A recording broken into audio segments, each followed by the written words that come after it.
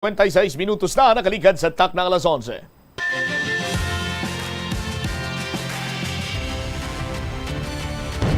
Bombo kahit kanino sa nagbibigay saya. Kahit kaano ang maibigay, ang tulong mo na may tunay. Bombo kahit kanino nangangailangan ng tulong. Pamasko para sa iyo ang aming lingkod. Maligayang Pasko sa lahat, Star FM at Bombo Radyo. At Bombo Radyo.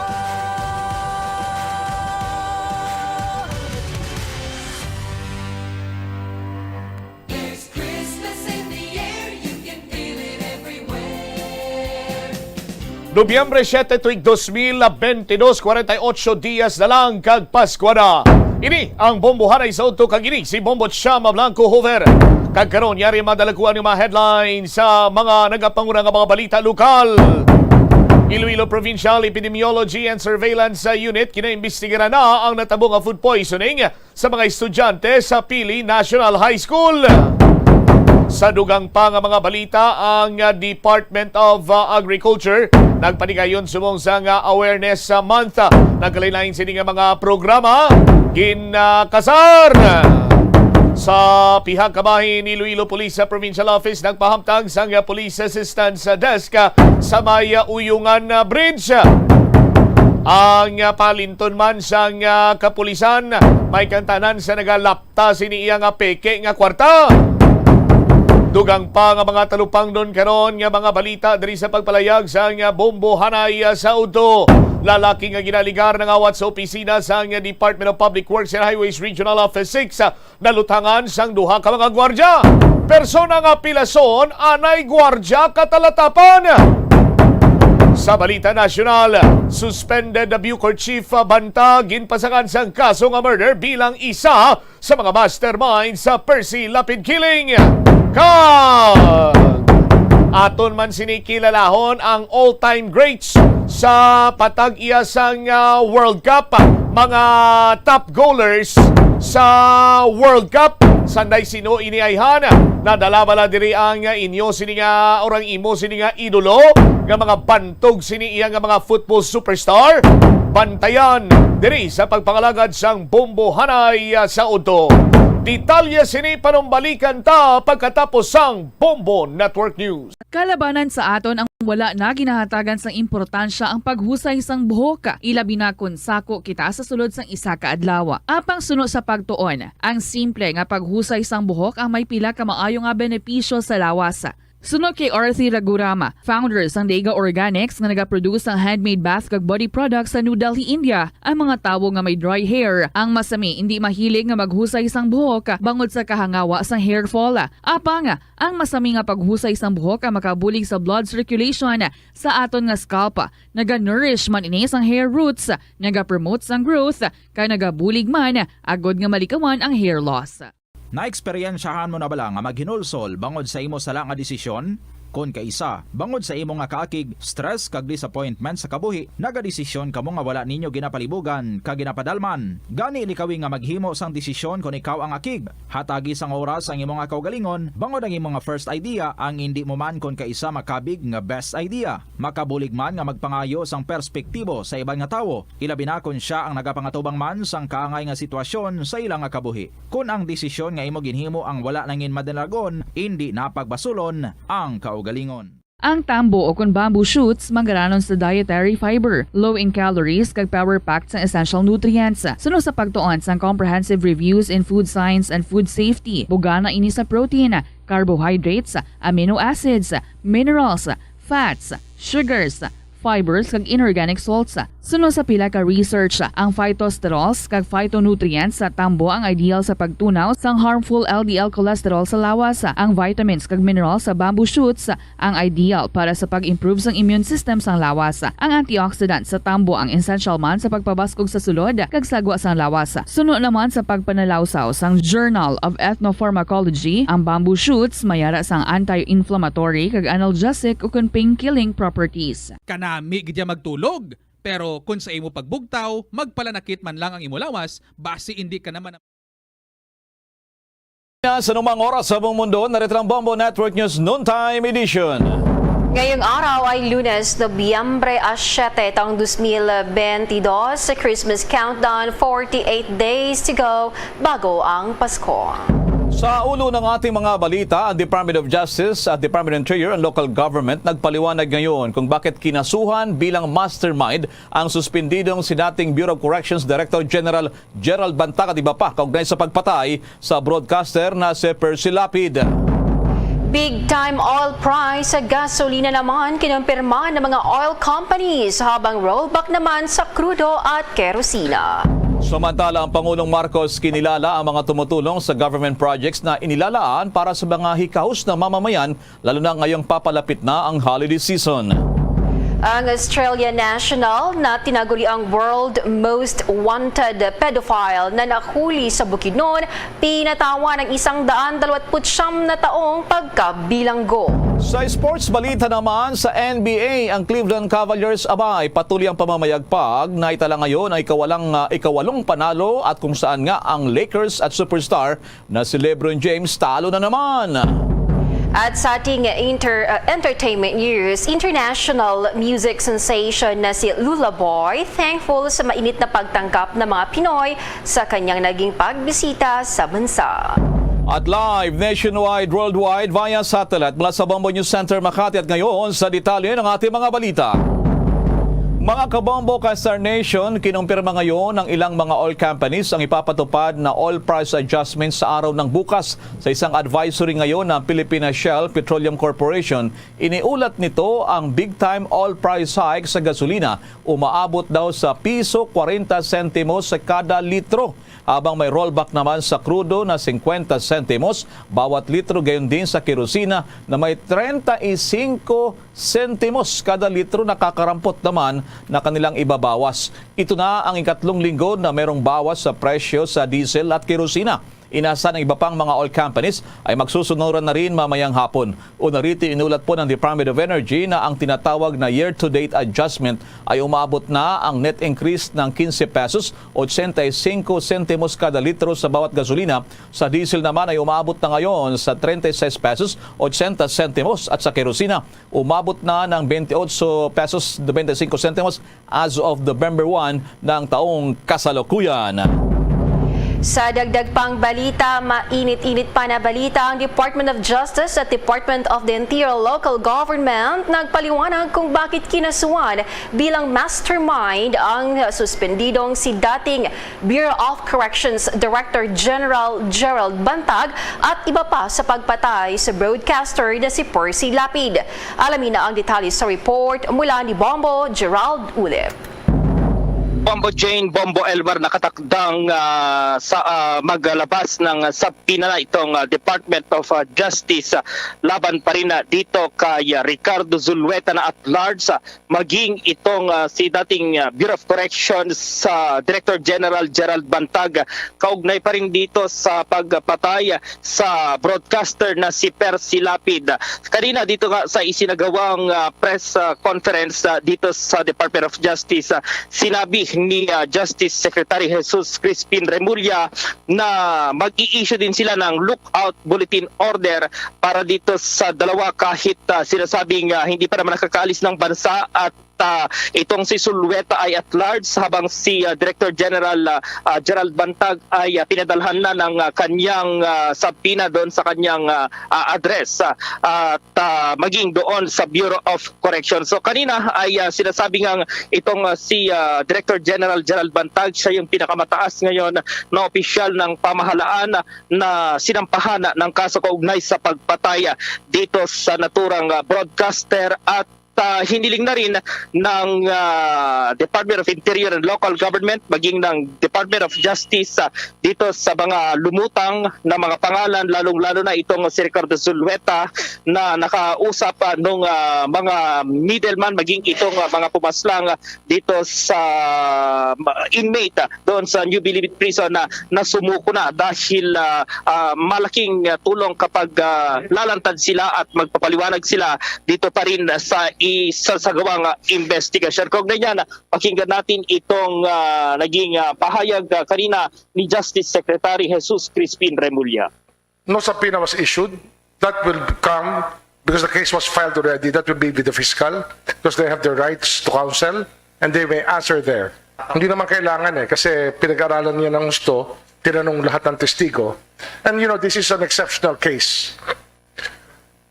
All of these, none of these people would have talked if General Bantag remained as the head of the Bucor. The fear of General Bantag is just tremendous and unbelievable from the eyes of these PDLs. So that we chose this, maybe that we can say that we thought it best in conducting the investigation that we let General Bantag answer his charges formally with the Fiscal's Office. So, linawin natin Bombo Jane, Bombo Elmar na hindi naman tinukoy na utak ng krimen ng pagpaslang kay Persilapid itong si Director General Gerald Bantag, kundi sinasabi lamang na siya yung principal na ito nga suspect na sinampahan ng Department of Justice ng kaso kaugnay sa pagpatay sa naturang broadcaster, at marami yung mga nadawit na pangalan dito. Kanina inilabas itong chronology of events kaugnay dito sa pagpaslang dito nga sa naturang broadcaster, at yun nga ang nasa top nito ay sinasabing itong si SJO to Ricardo Zulueta, pero yung sinasabing principal talaga na nag-utos ay si Director General Bantag. Bombo Jane, Bombo Elmar. Bombo Gerald, ang tanong ko lamang, anong lumalabas na motibo dyan sa kanilang investigation? Bakit pinatay itong mamamahayag ni si Percy Lapid at ang tinuturo nga rito, quote-unquote mastermind, itong si Bantag, Bombo Gerald? Oo, meron kasi yung sinasabi, bagamat wala pa namang inilabas dito sa Department of Justice mismo, Bombo Elmar, kung ano yung naging dahilan. Pero mayroon yung mga lumabas na report na mayroong banat or mayroong comment dahil komentarista itong si Percy Lapid. Meron siyang na inatakel na issue regarding dito raw sa mga bahay at sasakyan ng Director General doon somewhere in Batangas or Cavite, na siyang sinasabing naging ugat kung bakit nagalit daw itong si Director General Bantag dito sa broadcaster. Pero dito sa DOJ, so far wala pa namang natutukoy na ganyan, Bombo Elmar, at nais ngayon ng Department of Justice Secretary na si Jesus Crispin Remulla na harapin ni Bantag itong mga ipinupukol sa kanyang mga reklamo, at kung sakaling hindi siya mapatunayan na siya yung talagang mastermind dito, ay maghanap naman daw ng iba pang mga testigo itong Department of Justice, ang National Bureau of Investigation, maging ng Philippine National Police, para maituro talaga kung sino itong utak sa krimen, dahil yan din yung sinabi ng abogado ng pamilya Mabasa na si Attorney Pelagio, Bombo Elmar. Okay, bago natin iparinig itong pahayag ng NBI spokesman, itong si Mr. Javier, si Bombo Jane, may follow-up question pa, Bombo Jane? Okay, Bombo Gerald, gusto ko lang malaman, itong si Zulueta, Ricardo Zulueta, siya ang security officer ng Bureau of Corrections. So, saan na siya ngayon, Bombo Gerald? Oo, Bombo Jane, tama ka dyan. At siya yung sinasabing direktang nakakapag-ugnayan ni Director General Gerald Bantag. Pero sa ngayon, ang lumalabas ay nag-awol itong naturang opisyal at hindi na nila mahagilap kaya naman sa ngayon at large. Kaya itong Department of Justice at ang Department of Interior and Local Government, ang panawagan dito kay Zulueta ay sumuko na at baka sakaling makatulong pa siya dito sa naturang kaso. At yun nga, pakinggan muna natin itong si Attorney Eugene Javier, itong sa National Bureau of Investigation. The three commanders mentioned in the dying declaration, plus one more suspect named by a confidential informant, were transferred. There, they revealed all. The relevant information is within the hands of the NBI and the PNP. Thus, through the unique concerted efforts of the National Bureau of Investigation and the Philippine National Police, with guidance from the Department of Justice and Department of Interior and Local Government, A thorough and candid investigation was conducted jointly. As a result, the NBI and PNP have filed 2 murder charges today. The charges are as follows. First, for the murder of Percival Carag Mabasa, better known as Percy Lapid, we have charged Director General Gerald Kitaleg Bantag, DSO Ricardo Soriano Zulueta as principals by inducement. PDL's Denver Batumbakal Mayores, Alvin Cornista Labra, Alvin Micosa Galicia, and Alfie Peña Redonda are likewise charged as principals by indispensable cooperation for the murder of Percy Lapid. Second, for murder of Cristito Villamor Palanya, alias June Villamor E. Globa, or Crisanto Villamor, nickname Edoy, we have charged Director General Gerald Kitaleg Bantag and DSO Ricardo Soriano Zulueta as principals by inducement. PDL's Alvin Cornista Labra, Alvin Micosa Galicia, Mario Hermones Alvarez, and Joseph Medel Jorfo are charged as principals by indispensable cooperation. PDL's Christian Dizon Ramak, Ricky Lamigo Salgado, Rodi Pabustan de la Cruz, and Joel Alog Reyes are charged as principals by direct participation. It was found through the investigation that both Director General Gerald Bantag and DSO Ricardo Zulueta were behind the killing of both Percy Lapid and June Villamor. The sworn statements of the PDL show a clear and direct line of communication from Director General and DSO Zulueta to Denver Mayores, who communicate with Alvin Labra, who then coordinated with Alvin Galicia, who then orchestrated and executed the killing of Percy Lapid through his gang members and his gang members' contacts on the outside, ultimately ending with gunman Joel Escorial and his group.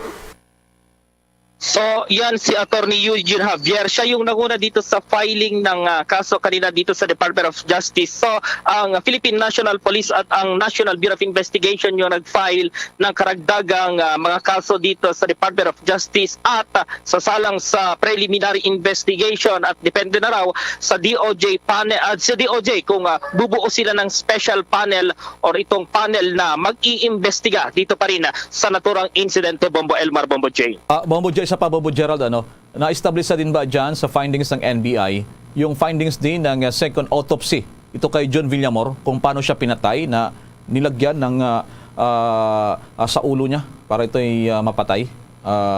Silupin o ng ano? Mayroon nang lumabas actually, Bombo Elmar, doon sa autopsy report nitong pathologist na si Raquel Fortun at yun nga lumalabas na ganun daw yung nangyari yung mayroong ibinalot na plastic, sinuffocate kung baga Bombo Elmar, itong naturang biktima at yan yung isasama din dito sa kanilang ifa-file na file na kaso at iimbestigahan din ng Department of Justice sapagkat magkaiba nga yung sinasabi doon sa autopsy report na nauna dito sa autopsy report na pangalawa dahil ang sinasabi doon sa unang autopsy report ay mayroon itong sakit na yun yung kanyang ikinamatay pero lumalabas dito sa second autopsy na yun nga na-suffocate kagaya din na noong sinabi ng isang testigo na mayroong naghanap pa sila ng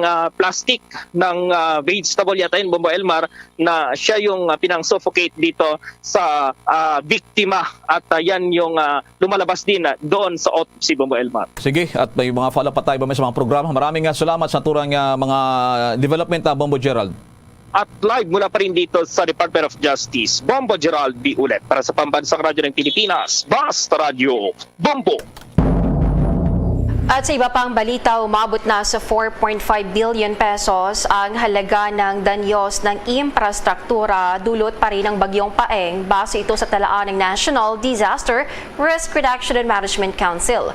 Sa report ng kagawaran na sa 800 damaged infrastructure ang naitala mula ito sa Region 1, 2, 3, 4A, 4B, 5, 6, 7, 10, 11, 12 at Cordillera Administrative Region.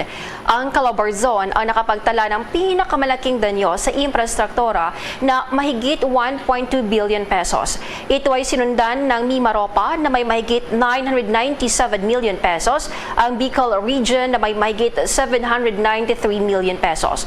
Samantala nakapagtala naman ang Department of Agriculture ng mahigit 2.9 billion pesos na production loss o cost of damage sa sektor ng agrikultura.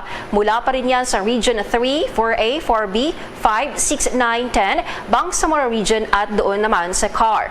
Ang pinakamaraming pinsala sa agrikultura ay naitala pa rin sa Bicol Region na nagkakalaga ng mahigit 924 million pesos. Sumunod naman ang Calabar Zone na may mahigit 726 million pesos na halaga ng pinsala at Central Luzon na may mahigit 430 million pesos. Napagalaman na nananatiling 156 ang bilang ng mga namatay dahil sa paeng, 37 ang missing habang 141 ang sugatan. Samantala naman sa ibang balita, ipinadala na ng Philippine National Police ang Explosive Ordnance Disposal and K9 Group dito sa lalawigan ng Maguindanao para tumulong pa rin sa sasagawang search and retrieval operation doon pa rin sa ilang pang mga biktima ng bagyong Sipaeng. Ayon kay PNP Chief General Rodolfo Azurin Jr., katuwang iba pang mga law enforcement agencies ay inatasan sa naturang grupo na magpaabot ng tulong lalo na sa mga miyembro ng Tiduray Ethnic Community sa Maguindanao na lubhang naapektuhan ng nasabing kalamidad sa ilalim ng pamamahala ni Acting Director Police Colonel Albert Magno. Aniya, malaki ang papel na gagampanan daw nito dahil sa biyasa at pagdating rin sa malalaking operasyon. Samantala sa huli naman ay pinuri at pinasalamatan din naman ng PNP Chief ang PNP Explosive Ordnance Division K9 Group dahil sa patuloy na sakripisyo at dedikasyon sa tungkuling magsilbi sa publiko sa gitna ng panghamong panahon na kinakarap ng bansa ngayon. Kung malalabatay sa pinakahuling datos ng National Disaster Risk Reduction Management Council ay nasa 17 pa ang mga individual na missing at pinaghahanap pa rin ng mga otoridad. Samantalang Pangulong Marcos naman kinilala din ang mga tumutulong sa mga government projects na inilalaan para sa mga hikaos ng mamamayan. Yan, iba pang mga balita mula kay Bombo Dennis Samito. Ngayon pa lamang ay todo ng pagbati ng Pangulong Ferdinand Bongbong Marcos Jr. doon sa mga nagkakawang gawa. At yan ay nakalaan para doon sa mga kababayan nating hikahos. Lalo't ngayon ay panahon na sunod-sunod ang naitatalang mga kalamidad sa ating bansa. Mensahe nga ng Pangulo para sa pagsasagawa nitong Kadiwa Store kung saan ay magkakaroon ng pagkakataon yung ilang mga gustong maging volunteer at iba pa na makapag-donate, makapag-participate dito sa mga kahalintulad na proyekto ay mas maaga bago pa man ang holiday season dahil isa umano itong pagpaparamdam ng espiritu ng ngayong panahon ng holiday at inaasahan na mas lalawak pang naturang programa. Kaya naman narito ang bahagi ng pahayag ni Pangulong Ferdinand Bongbong Marcos Jr. Pagka ito ay lumawak at dumami, ay makakatulong sa taong bayan lalong-lalo na at papasok na tayo ng Pasko. Kaya't ang tulong ninyo ay napakahalaga. Maraming salamat sa inyo sa tulong na ibinibigay ninyo sa programa natin para maging matagumpay ang ating pagtulong sa ating kapwa Pilipino. Bahagi yan ng pahayag ni Pangulong Ferdinand Bongbong Marcos Jr. Ngayon nga ay nasimulan na itong mga Kadiwa Store na ito at yan ay talagang inilalaan para dun sa kung dati mga kabombo, mga ka-Star Nation, yung mga bawat kanto, merong pupwede kang pre-store na puntahan, kunin mo yung kinakailangan at mag-iwan ka. Kung meron ka mang lumalabis sa iyo ay pupwedeng gawin. Pero ngayon, ito ay inisyatibo na mismo ng gobyerno, Kadiwa Store ang tawag at ipapakalat ito sa iba't ibang lugar. Pangunahin na yung mga lugar na nasalanta ng mga nakalipas na kalamidad. Bombo Elmar? That's right, Bombo Dennis. Maraming salamat sa mga updates na yan. Unless kung meron pang mga anunsyang Malacanang, nasa schedule ng Pangulong Marcos ngayong araw, mamayang hapon, Bombo Dennis. Yes.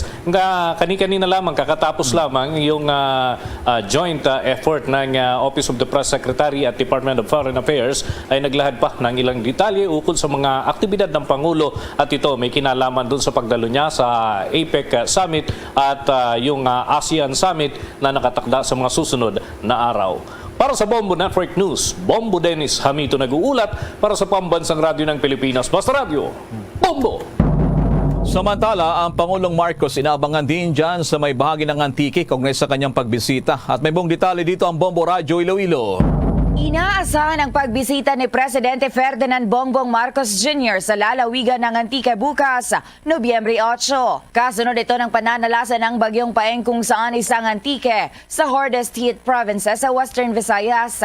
Sa panayam ng Bombo Radio kay Antique Governor Rodora Cadiao, sinabi nito na hihingi siya ng tulong sa presidente para sa repair ng mga tulay sa lalawigan na nasira dahil sa bagyo. Noong nakarang linggo, una nang nagbisita sa lalawigan ang cabinet officials ng Marcos Jr. administration at umapila rin ng tulong ang gobernador para sa mga apektado ng mga residente. May initial rin na impormasyon ng Bombo Radio na naka-initial check na ang Presidential Security Group sa nasabing lalawigan. Sa ngayon, tinatayang nasa 700 na mga pamilya pa ang nananatili sa evacuation centers sa probinsya. Apektado ng bagyo ang 18 bayan sa Antique at nasira rin ang mga hanging at footbridges at ibang road structures. Sa latest report naman ng Department of Agriculture Region 6, nasa 199.8 million pesos ang pinsala na naiwan sa sektor ng agrikultura. Sa 36 na na-record na patay sa Western Visayas base sa latest data ng Regional Disaster Risk Reduction and Management Council, 13 ang mula sa Antique. So I will appeal to him na lahat sana ng mga lumang bridges dito sa Antique, which is 38 old bridges na ginagawa ng national government, retrofitting lang at saka ina-asphalto sa itaas tapos ipipintahan lang. Palitan na sana ng bago para hindi naman ma-isolate ng Antique sa Iloilo at sa Aklan. Alam mo naman kami dito sa west namin, dagat na eh. East namin, bukid. The only road that connects us to Region 6 is one highway. Masiraan ka ng isang bridge dyan, hiwalay na kami. Si Antique Governor Rodora Cadiao. Para sa Bombo Network News, ito si Bombo G. Zapadios. Para sa Pambansang Radyo ng Pilipinas, consistent overall #1 sa Iloilo, Basta Radio. Bombo!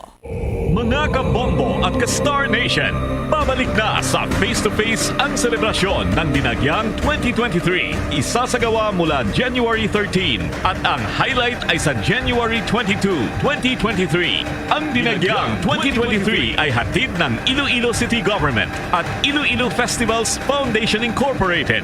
Ang live updates at coverages ay maririnig at makikita sa lahat ng himpilan at digital platforms ng Bombo Radio Philippines. Viva! Viva! Viva! Viva! Senyor Santo Niño! Basta Radio Bombo! This is Mayor Jerry Treñas of the City of Iloilo inviting you to witness and celebrate the face-to-face Dinagyang 2023. Viva Senyor Santo Niño! Viva Senyor Santo Niño! Viva Senyor Santo Niño! Sa dagdag pang mga balita, Australian national na world most wanted pedophile na nahuli sa Bukidnon, pinatawan ng 129 taon na pagkabilanggo. May detalyang Bombo Radio Cagayan de Oro. Mabubulok sa loob ng kulungan ang itinuring ng world most wanted pedophile na Australian national at 2 Pinay na kasintahan nito habang isinagawa ang human trafficking in persons activities sa bahagi ng Mindanao. Matapos pinatawan ang unang convicted daw si Australian national Peter Scully ng kabuuang 129 na taong life imprisonment habang tig 126 na taon naman ang kaniyang naging kasinta na sina Carmi Ann Alvarez at Lovely Margallo dahil sa kinasangkutang krimen simula taong 2013 hanggang 2015. Sa panayam ng Bombo Radio, inihayag ni Regional State Prosecutor Chief Attorney Merlin Uy na tuluyan na rin inamin ni Scully ang kaniyang pagkakasala dahil pumasok ito sa pre-bargaining agreement sa pangalawang batch ng kaso upang maibsan ang mga taon na kanilang pagkabilanggo. Ito ang dahilan na hinatulan sila ng guilty ng korte na humawak sa consolidated criminal cases na kinabilangan ng 6 na counts ng qualified human trafficking, 5 counts rin ng child abuse at syndicated child pornography. Naharap rin ng tig-siyam na taong pagkabilanggo ang kasabwat sa grupo ni Scully na sina Maria Dorothea Chia at taxi driver na si Alexander Ladao. This is really justice, no? That was served on the victims for several years. And aside from imprisonment, fines of civil indemnity, moral damages, I don't think, because in the first place, plano gid nila is press back. So, siguro he is resigned to his fate. Mula sa lungsod ng Cagayan de Oro, Bombo Junil Ukat nag-uulat para sa Pambansang Radyo ng Pilipinas, ang consistent overall number 1 sa Northern Mindanao, Basta Radyo, Bombo! Samantala, pagtitiyak pa rin ng Philippine National Police sa mga pagbabantay sa ilang mga lugar. Dilan po naman sa lapit na Christmas break. May mga detalye pa si Bombo Chill Imprido. Mahigpit na ang pagbabantay na ginagawa ng mga kapulisan sa iba't ibang lugar dahil na rin sa dami ng mga tao na lumalabas ngayong papalapit na ang buwan ng Disyembre. Ayon kay Police Major Dino Venturina, nagkalat na umano ang opisyal ng pulisya para sa proteksyon ng mga mamimili at mga pumapasyal. Pakinggan natin si Police Major Deputy Commander ng San Juan na si Dino Venturina. So ngayon habang papalapit yung ating Kapaskuhan, parami yung ating mga shoppers, mga dumarayo rito. Kaya kaming mga kapulisan din is nakabantay sa kanila 24 hours para masigurado yung kanilang kaligtasan sa sila namimili, namamasyal. So para wala namang mangyari kasi nga sa every kanto natin may mga tinatawag tayong pads, which is Police Assistance Desk na tinatawag namin. May mga pulis tayo doon kaya may mga masamang balak, medyo mahirapan silang gumawa kasi marami tayong nakakalat na pulis. Every corner ng ating recto streets, diyan meron tayo sa mall, Nanyanan Mall, meron tayo diyan. Meron tayo sa Rector Man, meron tayo sa Juan Luna, meron tayo sa Ilaya, meron tayo sa Elcano. Basta every corner meron tayong pads. Kasi maluwag na yung ating lugar sa Divisoria, naayos na ng mga ating mga City Hall yung mga vendors dyan, yung mga bawal silang magtinda, wala na yon. Sila pinapayagan lang sa mga pinayagan ng City Hall na designated area. Kaya maluwag na yung ating Divisoria ngayon. Yun, ganun pa rin ho. As usual, pagkain dati, parang back to basic lang. Huwag magsuot ng mga mamahaling alahas, earrings, necklace, para iwas sa disgrasya sa ganyan, sa mga ganyan mga masamang loob. Ganun din, ingatan yung mga bata kasi mga previous year dito may mga batang nawawala sa dami ng tao, nahihiwalay sa magulang. Pero nakakabalik naman kaya lang, naantala yung kanilang pamimili. Tapos ingatan yung gamit, cellphones, wallet. Maging vigilant habang naglalakad sa recto. Siyempre, hindi natin masabi na 100% walang may masamang balak dyan. Matatandaan na ilang insidente na rin ang nangyari at ilang operations na rin ang ikinasa ng PNP sa buong bansa sa loob lamang ng ilang buwan ngayong taon. Hindi naman umano titigil ang Philippine National Police at patuloy na susugpuin ng mga krimen na nangyayari sa bansa. Para sa Bombo Network News, ito po si Bombo Chill Imprido nag-uulat para sa Pambansang Radyo ng Pilipinas. Basta Radyo, Bombo! Mga kabombo at ka-Star Nation, be a part of the world's biggest sporting event, ang pinakasikat na football tournament, the FIFA World Cup 2022. Gaganapin sa bansang Qatar mula November 20 hanggang December 18 ngayong taon. Anong bansa kaya ang magiging champion mula sa 32 football powerhouse teams? Ang mga live updates mula Qatar ay makikita at maririnig sa lahat ng Bombo Radio at Star FM stations at sa aming digital platforms with our Bombo International correspondents. The FIFA World Cup 2022 mula sa inyong pambansang radyo at most trusted radio network in the country. Bombo Radio Philippines. Basta Radio Bombo! Samantala, makiabit muna tayo sa katatapos lamang na ilang NBA games. Mga detalye mula kay Bombo Eliza Eclarinal.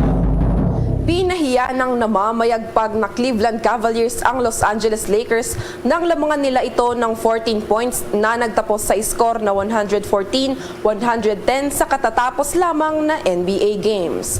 Muling nagpakitang gilas ang star player ng Cavs na si Donovan Mitchell nang magbuhos ito ng 33 points, 5 rebounds at 2 assists para makuha nila ang kanilang ikawalong sunod na panalo.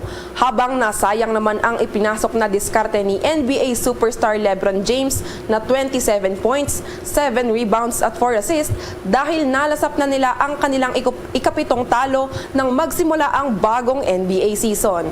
Samantala sa ibang game, inilampaso din ng Toronto Raptors ang katunggaling Chicago Bulls sa score na 113-104. Una rito, nagwagi naman ang Memphis Grizzlies kontra Washington Wizards sa score na 103-97. At yan ang ating sports balita para sa Bombo Network News. Ito si Bombo Aliza Eclarinal nag-uulat para sa Pambansang Radyo ng Pilipinas. Basta Radyo, Bombo! There's Christmas in the air, you can feel it everywhere. Mga kabombo at ka-Star Nation, ang Pasko ay national holiday doon sa Bangladesh. Sa mga panahong ito, nakatanggap ang mga bata ng pera o regalong laruan mula sa mga matatanda. Binabati ng mga tao ang isa't isa ng Shubo Borajin. Sa mga rural areas naman, ang mga puno ng saging at dahon ay ginagamit nila para sa dekorasyon. Ngunit sa mga lungsod, Christmas tree, banner at lobo ang kanilang ginagamit. Mga kabombo at ka-Star Nation, sa ating Christmas countdown, 48 days to go bago ang Pasko. At yan ang kabuuan ng ating Bombo Network News at mula sa Bombo News Center Makati para sa Pambansang Radyo ng Pilipinas, Basta Radyo, Bombo! Balik diri sa pagpangalagad sa bombohanay sa udto sa DYFM Bombo Radyo Iloilo. Standby sa aton sining mga kabombo sa dugang mga balita kag impormasyon. Kakibot sang mga taga Banwasang Ahoy ining natabo nga food poisoning nga ginkamatay sang isa karon iya ka 17 anyos iya nga estudyante sang Pili National High School kagapon sini sang aga lakip na diri ang paglain sang matsyag kag pagka-ospital sang mga kasubong yaman nga estudyante kag lakip na diri ang mga manunudlo. Tisandig diri sa impormasyon nga nakuha sang Bombo Radio sa aton sini nga mga kabombo inibangod sa napanos kuno iya nga buko Diyos nga painom sa ilaw. Sa aton sini karon iya matag palamati gindala pa ining estudyante sa Sara District Hospital sa makalapit lamang sini iyang banwa sang iya sini ginikanan para sa check-up pero nagpamalibad nga magpa-admit. Nagdala ang sitwasyon sang aga sang Domingo kag samtang padulong liwat sa ospital. Ini siya ang ginbawian sang kabuy kag gindeklarar nga dead on arrival. Ang Provincial Epidemiology Unit karon sang probinsya, Iloilo Provincial Epidemiology and Surveillance Unit, ginaimbestigaran na ining food poisoning na tabo sa mga estudyante sa Pili National High School. May follow-up report diri si Bombo Lindsay Bade. Bombo Lin sa report, please come in. Imbestigaran dari subong sa Iloilo Provincial Epidemiology and Surveillance Unit ang ining natabo nga food poisoning sa may Pili National High School sa may Banwa sang Ahoy, Iloilo. November 4, 2022, Bombo Cham, may ginpatigayon nga gathering iniya after sang United Nations celebration. After sina Bombo Cham, nagpatigayon sila sang pagtipon-tipon. One day after sang gathering, nagpatigayon sila sang tipon-tipon Bombo Cham. Pila sa mga attendees diri naka-develop sang symptoms kaangay na lang sang abdominal pain, diarrhea, vomiting. And 2 days after the event, ang symptoms nag-progress. So, ang iban dari sa ila, ginpa-ospital, Bombo Cham. So, may admit sa Sara Hospital and sa may Barota Viejo nga ospital, Bombo Cham. As of November 6 kahapon nga adlaw, ang record lamang dari nga nakuha sang Iloilo Provincial Health Office. Amo nga may mga ginpang admit sa ospital, duha ka mga ospital and isa dari ang recorded nga napatay, Bombo Cham. Initial investigation nila sa Iloilo Provincial Health Office, ang source dari amo ang buko juice, pero ti ina ya Bombo Cham subject for validation pa ina initial lamang ina nga information halin sa Iloilo Provincial Health Office. Sunod diri kay Dr. Maria Socorro Quinyon, ang head ng Iloilo Provincial Health Office. Ang Ahoy Rural Health Unit nag-conduct naman sa surveillance and investigation sa incident. Ang Rural Health Unit sa Banwa sa Ahoy nag-coordinate naman subong sa Provincial Health Office may kang tanan sa sining incident nga natabo sa may Banwa sa Ahoy. Ang Provincial Epidemiology and Surveillance Unit amo man na inasubong ara dito actually sa may Banwa sa Ahoy Mambotsam kag may pipila ka mga team no nga nagkadto man sa tagsa ka mga ospital sa Sara kag sa Barotac Viejo agud nga imbestigaran kag makatipon sila sang panaysayon sa mga estudyante sa sining natabo nga alleged food poisoning. Ang nag-provide naman subong ang Provincial Health Office ang mga bulong sa may Ahoy Rural Health Unit kag ang ginpadala na to dito nila and padayon subong Mambotsam ang pagpatigayon nila sa monitoring and coordination man sa Rural Health Unit. Sa mga ospital sa Sara kag sa Barotac Viejo, may ginpatigayon dira nga laboratory test. Nag-coordinate naman sila sa may Ahoy Rural Health Unit for initial investigation. Actually, sunod diri kay Dr. Quinyon, hindi pa sila sigurado or hindi pa yan nila matulid 100% kung bala naghalin gid man sa buko juice ang ining or amo ni Abi ang ginakabig nga factor gid man bala kun nga ang atigin pang ospital gindala sa ospital ang ining mga estudyante kay sa pagpatigayon nila sang event Mambotsam sa pagtipon-tipon may ara sila sang boodle fight so madamo sa mga pagkaon nga ginakaon toya ang mga estudyante kag amo na subong ang padayon nila nga ginaimbestigaran agud nga ti madetermina kung sa diin gid nakuha ang ining or ano gid Abi ang source kun nga ang atigin pa ospital kag may isa pa ya nga napatay nga estudyante. So, if in kaso, lang tawon to nila, if base may bilin pa yung pagkaon, ay pwede ina ma-check kag base ba lang ati, hindi lamang ang buko juice amo ang source sa pagka-hospital nila. Yari bala ato pamatian na pahayag ni Dr. Maria Socorro Quinyon, ang head ng Iloilo Provincial Health Office. Ang natabo, last November 4, 2022, the students of Pili National High School had a gathering after their United Nations celebration. One day after the said gathering, some of the attendees developed symptoms such as abdominal pain, diarrhea, and vomiting. 2 days after the event, symptoms progressed, which prompted the hospitalization.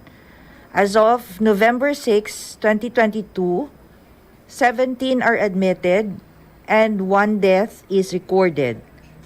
Based on the initial investigation, the common food source from the admitted patients was buko juice. So, number of deaths, isa. Number of currently admitted patients, 17. Ang Ahoy Rural Health Unit conducted surveillance and an investigation sa incidents. So, RHU coordinated with Page O on the cases. Then today, our Provincial Epidemiology and Surveillance Unit will conduct investigation on the case. So our group already went there in Sara District Hospital and sa Ahoy. And nag-provide man kita drugs and meds no para sa Ahoy for augmentation. And may ara makita ORS nga inog padala tidto. So sige ang monitoring and coordination with the Rural Health Unit. Sara District Hospital admitted the patients. They received the cases, treated them, and monitored. And they gave all treatments and laboratory tests available and coordinated with the Ahoy RHU for initial investigation.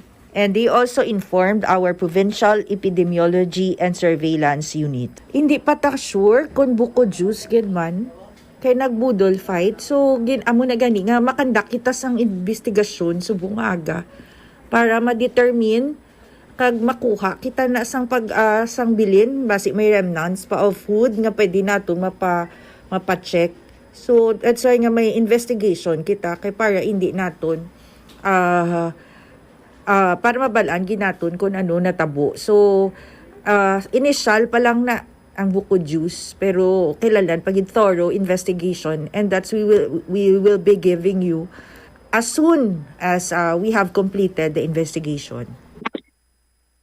Nabatian, Bombotswam, si Dr. Maria Socorro Cañon, ang head sang Iloilo Provincial Health Office. So, magadepende ina kung ano ni ang kalawigon sang investigation, kung bala dragid man sa buko juice na galin, ang ining or ang nangin rason sang pagka-ospital sa mga kabataan or mga estudyante, kag kung sa diin isagid diri ang na-record nila subong napatay, Bombotswam. Alright, so duwa karon ang ginasuspitsuhan magluwas sa buko juice sa Bombolins ining pagpatigayon sang budol fight. Budol fight abi na nauso ini Bombolins nga pamaagi sang pagkaon, no? Para iyang atido tingob bala kag in a way siguro do dira bala makakuha sang bond sa mga estudyante abi or bisan diin nga bisan sa pamilya gani kung kaisa masami nagapatigayon sang budol fight, no? Ti ang problema lang sa galing dira sa budol fight ta Bombolins, tingob ka mo nagakaon, magluwas na ti wala nagagamit sang utensils, nagakinamot lang. Ang iban sini nga mga kabataan basi kung posible wala nakapanghugas ang insakto sang kamot bala. Isama na sa mga posible, no? Halinan sang food poisoning. But do malaka man lang nga nagakabalita kita sa food poisoning bangod sang budol fight nga ginatawag iti may mga ano man gani, may mga restaurants, kung madumduman ako, nga nagapatigayon sining budol fight bala, Bombo Lindsay? Insakto gid Bombotswam. Kaya ang mga Filipino daan do dragid na dragid bala gakawili if in case natin may ara sang budol fight, sakto na wala na iya gagamit sang utensils, kamot lang gid iya daan Bombotswam. Nakadepende na if ever nga mabasi may kontaminado ang food to yang aging kaon nila Bombotswam. Pero ti ang ila dari abi nga ang sabahin sa Provincial Health Office ang common food tour dito kalabanan dito yang ti sa buko juice kuno nakuha, pero ano pa lang na initial investigation, hindi kita ka predict kung ano gid ang source or ano gid ang rason unless natin matapos na yang investigation sa Iloilo Provincial Epidemiology and Surveillance Unit Bombotswam. All right. Inisi Bombo Lindsay Ermitanio Bade para sa Pambansang Radyo ng Pilipinas, consistent overall number 1 sa Iloilo. Basta Radyo, Bombo. Salamat kid Bombo Lindsay Bade. Magambalik ka nga food poisoning, sa medical terms ginatawag man siniya nga foodborne illness. Ginatuga ini isang pagkaon nga kontaminado sa mga infectious organisms, lakip na sa bacteria, viruses, parasites, o kon mga toxins nga masami nga nagatuga sa food poisoning sa aton sini nga mga kabumbo. Ining mga infectious organisms o kon ining toxins sini nila sarang ini nga makakontaminate sa pagkaon, no? Hilabi pa sa proseso sa paghikot sini pag-process, no? Pwede man ini nga magaluntad kung ang pagkaon sa panimalay or sa bisan diin lang hindi insakto ang pagpreparar bala, no? Sa aton sinikiron iya nga mga kabumbo. Now, istoryan ta kamo dugang kag plastaran kamo sang do makabig naton yung overview sa sining food poisoning sa aton sinikaron iya nga mga kabumbo kag kung maghambal ka naman iya budol fight, yang budol fight nag-originate ini sa Philippine Army, no? Nga kung sa dinti amo niya magkaon ng mga soldado naton na tipo na tinumpok ang pagkaon sa aton sini mga kabumbo, tapos dululungan na sila nagakaon dira sa aton sini tagpalamati. Anyways, balik-balikan naton ini sa dili lamang madugay sa aton man sini pala nga pagpalayag kay iplastar ko sa inyo dugang nga mga impormasyon tuhoy iya sa sining ginatawag nga food poisoning kag kun bala sarang ini makuha sa budol fight. Balik-balikan naton pagkatapos ang pila lamang importante nga mga panumdumoros. Mga kabombo at ka-Star Nation, Babalik na sa face-to-face ang selebrasyon ng Dinagyang 2023. Isasagawa mula January 13 at ang highlight ay sa January 22, 2023. Ang Dinagyang 2023 ay hatid ng Iloilo City Government at Iloilo Festivals Foundation Incorporated. Ang live updates at coverages ay maririnig at makikita sa lahat ng himpilan at digital platforms ng Bombo Radio Philippines. Viva! Viva! Viva! Viva! Senyor Santo Niño! Basta Radio Bombo! Ako si Mayor Jerry Treñas, sang syudad sang Iloilo nagaimbitar sa inyo sa pagkare kag pagsaksi sang face-to-face Dinagyang 2023. Viva Senyor Santo Niño! Viva Senyor Santo Niño! Viva Senyor Santo Niño! Molo Plaza ang central landmark sang Molo, isa sa 7 ka mga distrito sa syudad sang Iloilo. Diri mo makita ang madamo nga mga iconic tourist spots sang syudad, lakip na ang Molo Church kag Molo Mansion. Ang nasamit nga distrito ang birthplace sang Pansit Molo, popular nga Filipino wonton soup dish. Kilala man ang Molo Church ako ng St. Anne Parish Church bilang feminist church, bangod sa 2 ka mga raya sang 16 ka mga female saints nga nakalinya sa tagsa kakilid sang altar. Sang tuig 1886, ginbisita ni Dr. Jose Rizal ang Molo Church bangod sa biblical painting sini kag nagserbe pa nga evacuation center sang World War II. Ang nasamit nga simbahan ang gindeklarar nga national landmark sang National Historical Institute sang 1992. Tanan kita mayara sang mabulig agud pakibatuan ang climate change. Ang nagapanguna nga kabangdanan sang climate change among paglaptas ang ginatawag nga greenhouse gases sa kahawaan nga ginalakipan sang carbon dioxide, methane, nitrous oxide kag ozone. Ang mga gases nga ini naghalin sa paggamit sa mahigko nga sahi sang enerhiya kag gasolina. Madamo ka sang pwede mahimo agud nga makabulig nga mauntat na ang global warming. Una, hindi magamit sang plastic bags. Magamit sang bag nga pwede magamit sang liwat-liwat agud mabuhinan ang plastic bag nga ginahaboy bangod ini nagatugas sang greenhouse gases. Ikaduha, hindi masumi magamit sang computer. Kung 4 ka oras lamang sa isa ka adlaw ang imo nga paggamit sang computer, makabuhing ka na sang carbon dioxide emission nga 83%. Ikatatlo, kung malapit man lang imo nga kaladuan, mas maayo nga maglakat o kung magsakay na lang sa bike. Magluwas sa makakinot ka na, mabuhinan pa ang polusyon nga nagatugas ang climate change. Tanan kitang may mahimo. Gani, protektahan ta ang aton nga planeta. Isa ka man bala sa mahilig magsuksok sang skinny jeans? Manami ini nga isuksok bagod nagahurumagi ng kanami isang legs ang isa katawo. Sunog kay Dr. Hilary Jones, Tena Brand Ambassador sa Texas, may dako man nga epekto sa lawas ng lalaki ang pagsuksok sang skinny jeans. Iyaring pila kamalain nga epekto sa pagsuksok sang skinny jeans. Makatugas ang permanenteng muscle damage. Mahimo nga mangin infertile ang lalaki. Ang pagsuksok sang skinny jeans na nag-apekto sa reproductive health nga amo nagatugas ang UTI kag iban pang health issues. Mas maayo sa eksperto nga maggamit sang cotton fabrics agud mangin komportable kag magkalikaw sa hindi maayong epekto sa lawas sang skinny jeans. Nakahibalo ka bala nga ang color ang makaapekto sang imo nga modo? Santo sa pagtuon sang American Home Shield, mayara sang correlation ang color kag mood. Ang nagkalain-lain nga color combinations ang nagapagwa sang nagkalain-lain man nga personalidad sang tawo. Suno sa mga psychologists, ginapanugyan sa pagtuon nga mas makapasangkad sang modo sang tawo ang mga bright colors ipaanggid sa mga dark colors. Kaangay sang pula nga nagapataas ang blood pressure kag heart rate. Apang mas maayo ang duag na pula kunyara ini sa kusina bangod mas nagapagana ini sa pagkaon. Ang shades nga blue kag green ang ginaabiso sa mga psychologist nga nagakadapat yara sa sulod sang imo kwarto bangod ini nagapakalma sa paminsaron sang tawo. Kabombo! Subong nga naghalog na ang restrictions, madamo na nga mga physical activities ang ginabalik, ilabi na mga sports events. Apang maghalong lang ha, bangod kun ka isa, hindi malikawan nga may injury gid nga maangkon. Makabulig ang pagbutang sang ice o kun yelo sa bahin sang lawas nga nagasakit bangod sang injury. Suno kay Michael Vincent Kayanan, physical therapist, ang ice ang mahimo nga ma-apply sa bahin sang lawas nga masakit sa sulod sang 2 ka adlaw. Ang masakit nga bahin sang lawas kaangay sang tiil o kun kamot, ang ihulom sa ice o kung direkta nga butangan sang ice. Pagkatapos ng 2 ka adlaw, ang injury ang mahimo na nga mabutangan sang mainit naman nga tubig. Nakasimba ka na bala sa Miagao Church? Ini ang kilalaman sa tawag nga Church of St. Thomas of Villanova. ang construction sa nasabit nga simbahan ang nakumpleto. Sa Bombo Radyo Iloilo, Philippine Standard Time, 50 minutos na nakaligad sa takta sininga las 12.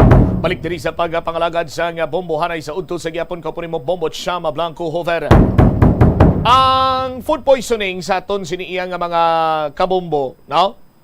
Makuha mo ini sa nasiling ko na infectious sa organisms, no, kayang toxin sini nila mo nang nagakontaminate plus pagkaon sa pagproseso sa aton sini ka mga kabombo. Contamination, makontaminate ina kung hindi insakto ang pagpreparar sa pagkaon o kung hindi insakto ang pagluto sining pagkaon, no, sa aton sini karon iya nga mga kabombo. Granting for the sake of discussion, kung ang buko Diyos ginmanabi sa aton sining mga tagpalamati, ang ginatudlo nga amo iya ang ginhalinan sa food poisoning, posible sini mauna kita sa pagpreparar sa buko Diyos. Siyempre, buko Diyos, sa term pa lang nga buko Diyos, ano nang ginatawag sina? Ang tubig sa butong or sang lubi? No? Paano inagin prepare? Anong mga ingredients pagin dugang sinadira sa aton sining mga tagpalamati? May posibilidad man nga ining buko juice samtang ginapreparar or gin-transport padulong iya sa venue na initan. Dira pa lang sa aton sining mga kabombo makatuga na ina sa pagkasamad sang buko juice or pagpanos sang tubig sang butong. Kung ginproseso ini gintimpla kagindugangan sang tubig, may posibilidad man nga ang tubig nga gingamit kontaminado. Paano na kontaminar mo samang tubig abi?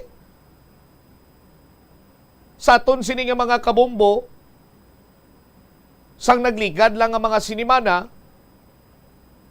ginlaslasan kita ni Bagyo Paeng, nagbaha diri sa aton. So, ang mga source ng tubig sa aton sini nga mga kabombo,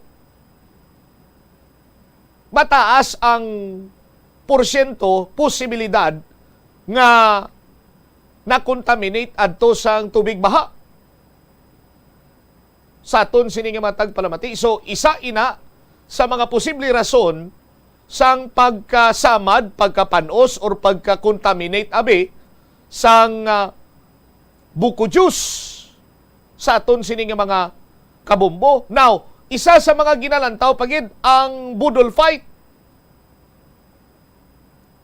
Kay posible nga sa pagkaon man sa aton sini nga mga kabombo, kay baka food poisoning, ara ginadira permi ang ginalantaw nga rason sa preparasyon sang pagkaon. No? Ginluto bala sa insakto ang pagkaon before ina ginluto, limpyuhan bala ina sa insakto sa aton sini nga mga kabombo. Ang pagluto sina bala insakto naluto gid man siya. Kay ti kalabanan man lang iyang food poisoning, for example sa aton sini mga kabombo, or kung hindi man iya food poisoning, nagalain ang imo sini nga tiyan sa pagkaon sang mga raw, no? Pero kung limpyo man lang, katulad sa mga sashimi na bla, no? Sa aton sini nga mga kabombo, raw man na, mga kilawin o kinilaw. Pero kung ang preparation sinini mo banwa, insakto, kag malimpyuhan mo sa insakto, malayo naman kag manubo ang risgo nga ikaw ang ma-food poison sa aton sinimatag palamati. Samahin karon sang budol fight, may report man nga nabaton kita nga nagluntad sini or natabo nga food poisoning during the budol fight. Sinigid lamang nga tuig ang pinakaulihi amo ang natabo iyang food poisoning sa mga katapo sang kapulisan didto sa Cagayan de Oro City.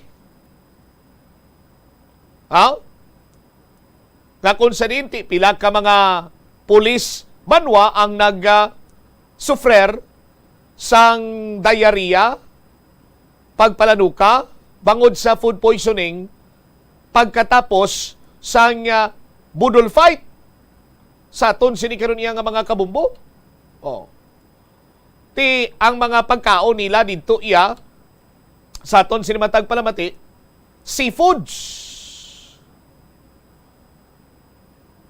Rason nga ginalantaw man sadto iyang kabangdanan amo ang seafood sa aton sini mga kabumbo kay man kuti kun seafoods ni dasig niya dasig ni maguba, dasig ni masamad ang seafood sa aton sini nga mga kabumbo. Kag kung magkaon ka sang seafoods, kung ining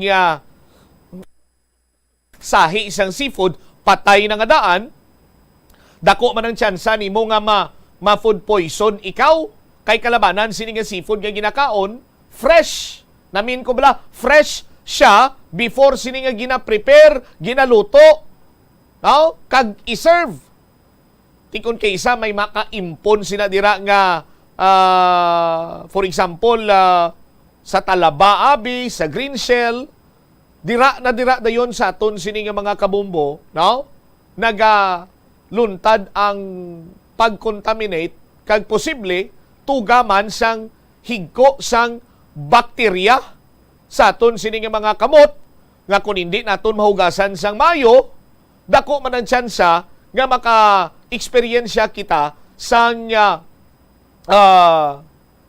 food poisoning sa aton sini nga mga kabumbo. Pero hindi lamang iya sa contamination. Nagakatabo ang food poisoning posible man sa pagtransport. For example, nabuot ini siya sa salakyan na abiti, wala siya makasungaw mayo. Nadugunan ikaw kay kadamo, nabuot sa suludlan. Pagbukas nimo, medyo mabalaan mo na dayon ng baho, kay lain na ng baho yun mo. O galing kay for the sake iya nga kanugon, kag kinanglan may kaunon, i-prepare mo man sa gyapon, ipakaon mo man sa gyapon. Sa aton sini nga mga kabumbo. Ti kalabanan sina diri amo ining mga ready to eat foods, ining mga salad, mga kilawin, kinilaw. Kay tiway na niya ginaluto sa aton sini nga mga kabumbo. Ti ara na dira ang presensya sang harmful organisms. Sa aton sini nga mga kabumbo nga sara nga makahalit sa aton ikaayong lawas. Sa aton sini nga mga tagpalamati. Ti kadasig lang gani iya sang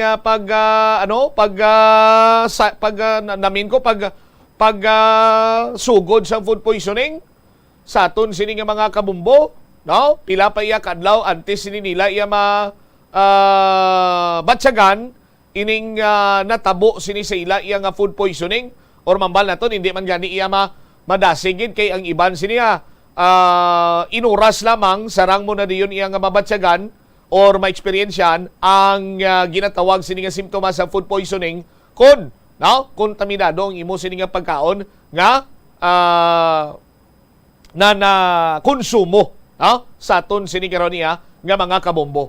So imbestigaran man ini sang Provincial Epidemiology Surveillance Unit ang Ahoy mismo ila sini local government unit to magapanigayon man sang nagakaigo sini iya nga investigasyon para nga matulid ining nasambit karon niya nga nagtugas ang food poisoning. Impunto launa na sa aton sini nga pagpangalagad diri man sa Bombohanay sa udto sa DYFM Bombo Radyo Iloilo. Standby kay i-check naton si Bombo Ria Mumblan. Ini may kang tanan naman karon iya banwa sa ginpatigayon sining programa sang Department of Agriculture. Ining ila sini iyang awareness month.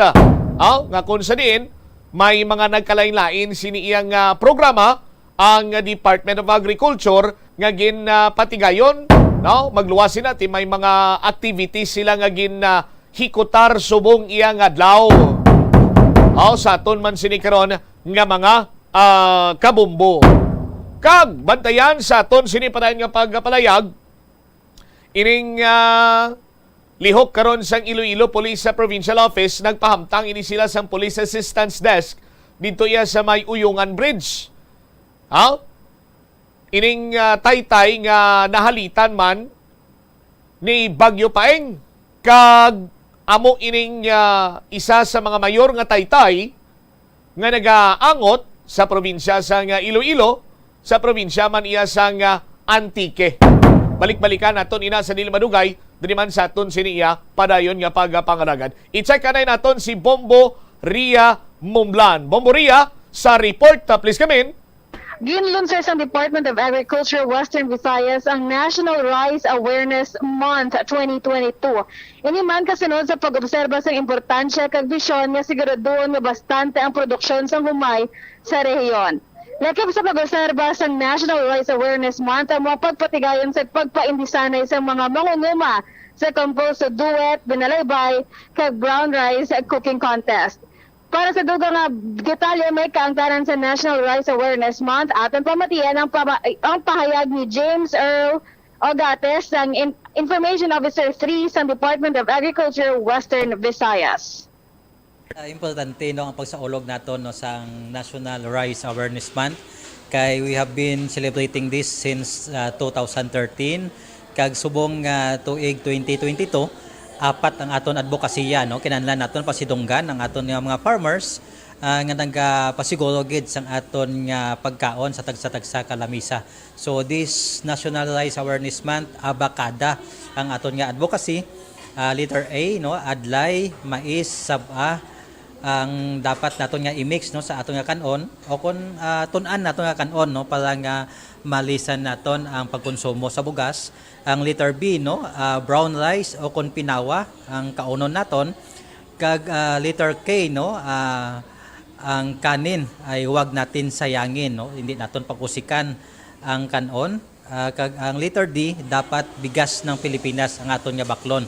Ini santo man sa pag-promote naton by local, support our local farmers. Kay subong nga tiempo, bago lang gid nag-agi si Typhoon Paeng, kag naigo gid ang aton nga mga mangunguma nga nagatanom sang palay. So dapat aton buylogan kag suportahan ang aton nga mga rice farmers diri sa Western Visayas. So ano mahambal mo sir nga kita ga-import kang bugas sa ibang nga mga pungsod, ano ni sir ang ano mo nang panugyan mo sa mga gabakal? Yes, we have been importing sang bugas since then, kay hindi pa sufisyente ang aton nga production sa whole consumption sang aton nga pungsod. As of now, ang importation naton in support sa aton nga requirement sa consumption diri sa Pilipinas. So as much as possible, baklo naton ang bugas sa mga Filipino, kay sigurado naton nga luwas ini sa anuman nga practices, kay hindi ato masiguro ang practices sa iban nga mga farmers sa iban nga pungsod. So kung Pilipino ang nag-produce, balaan naton kung paano nila gin-produce ang ining bugas. May ginobra na kita sir nga tikang para matap naton kung di matap na malesen ang pagbakal naton sa imported rice. Ang tikang as of now ang aton nga presidente ginatingwaan gid, aton nga secretary Ferdinand Bongbong Marcos ginatingwaan gid nga mangin sufisyente kita, kag siguro ginaplansa ang mga polisiya nga para nga ma-promote naton, part ini sa promotion naton nga ma-consume naton ang bugas sa mga Pilipino. As to the supply sir, kamusta subong? Sufficient kita? As to the supply, this year, tuig 2022, we are projecting nga may bastante kita nga bugas pagsulod sang first quarter sang tuig 2023. Even though nga affected kita ni Typhoon Paeng, bastante ang aton nga supply diri sa Western Visayas. Sir, sa bayan sang pangako sa una ni President Bongbong Marcos na malabot 20 ang kilo sa bugas, may chance ayan, malabot ako. Daw hindi anay ko mag-comment sa sina nga statement, no comment anay ko sa sina nga statement. no? Bombo Cham? Yes. Nabatian naton si James Earl Ogates, Information Officer 3 sa Department of Agriculture Western Visayas. Amo nababot panugyan niya Bombo Cham nga mas nami kung kita ang nagabakal sang aton nga humay kay man dalaan naton ang proseso nga ginagyan niya sini kung may chemical o kung wala kaysa man sa magbakal kita sa iban nga pungsod kag ang hambalya nga hindi naton pag-uyangan ng bugas kay amo gid ni ang aton nga staple diri sa Pilipinas. O galing kaya nagakatabo Bumburiya abido kasubong man kun kay isang kalabanan sa aton do nahikay kag duway man niya nagasapak kani isang produkto sa mga mangungumata nga man kay ti masami kun kay isa mo bla magtimo ka sa pagkaon kung nagakaon ka sa mga restaurant o kung nagakaon ka sa mga karinderya tapos natigahan ka do hindi ka kumporme sa kanon ang commonly nga mabatian naton mamangkot gina ang nagatilaw kag mahambal nga ni bugas yung man NFA domo sa dati inang bugas ang NFA amo inang bugas ang aton sini nga mga mangunguma Bumburiya ti ang kalabanan sa aton dumas nanamian pa sing imported rice kay maputi mahumok pero ay silang kabalo nga inang mga maputi iya kag mahumok lain-lain ang baridad abisang bugas may ara manada iya nga patubas nga iya sang mangungumata no iya sa mga farmers o galing kiti dira na iya karon nagakatabo ang mambal naton balati mga hilikoton nga kon sa diin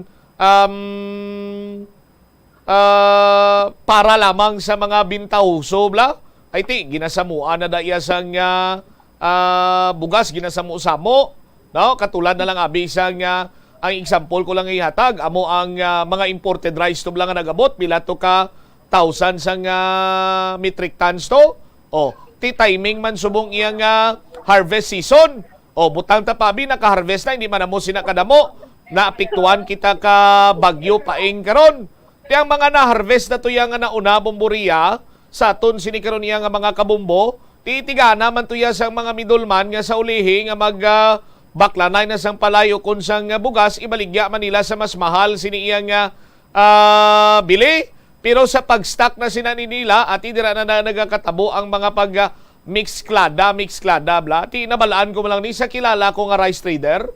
Bumburi? Oo, dyan Bombo Cham, na maibagid man, no? May dinaya ay pagani sa bugasta pang amo niyo no ang panugyan man sang aton Department of Agriculture nga apresyaron ta ang kinabudlayan ka aton nga mga nguma agod mahatagan kita sang manami kag de kalidad nga bugas. Bombo Cham? All right. Ini si Bombaria Mamblana para sa pambansang radyo ng Pilipinas. Consistent overall number 1 sa Iloilo. Basta Radio Bombo! Salamat kida Bomboria Mumlan. Ti dapat apresyaron man iya sang Department of Agriculture. Now, kag ikonsiderar nila ang kabudlay sang aton sini iya nga mga mangunguma sa aton sini karon iya nga mga kabumbo. Nga hatagan nila sang importansya ang aton sini nga mga mangunguma kay sila ning nagaproduce sang pagkaon. Sila ang nagabutang sang pagkaon sa aton sini nga ibabaw sa nga aton iya nga lamisa. Pero kasumo lamang iya paminsaron sa aton sini nga mga kabumbo nga ang pundo sang gobyerno nagakausik kag nagakadto lamang sa walay ti pulos nga imbis kon tani nga kun gin prioridad naton ang sektor sang agrikultura gingastuhan ta iya sang binilyon sini nga piso sa aton sini nga pundo sang gobyerno kunti makaproducer sang maayo ang aton sini iya nga mga mangunguma. Katulad na gilamang nagyan kita iya ni Bagyo Paeng, buligan sang aton sini nga gobyerno nga makabangon kag liwat nga pananom sang mga maayo sini nga baridad kag kalidad sang humay ang aton sini nga mga mangunguma. Gasakit lamang tagipusoon ta sa aton sini mga kabumbo nga makabati nga ang aton sini nga gobyerno pangbakal sang mga gamit katulad na gilamang abi ang Department of Education bakal sila laptop po obsolete na overpriced pa Ti ginakawat man lang ani ang pundo sang gobyerno. Ti why not abi nga inang pundo sang aton sini nga gobyerno hatagan ta sang mas labing importansya ang food production, food security. Kaya mo man ang target ni President BBM being the Department of Agriculture Secretary sa aton sinamatag palamati. Hindi talang iya madumduman ang mga mangunguma during National Rice Awareness Month, during election campaign. Kung tani hindi lamang amo sinadira ang pagdumdum naton sa aton sininga nga mga mangunguma, kay sila man lang ni permi kag masabi ang ginakapital sang pipila ka politiko nga ti kuno buligan gid. Pero ti diin ang bulig. Sa aton sininga mga kabumbo.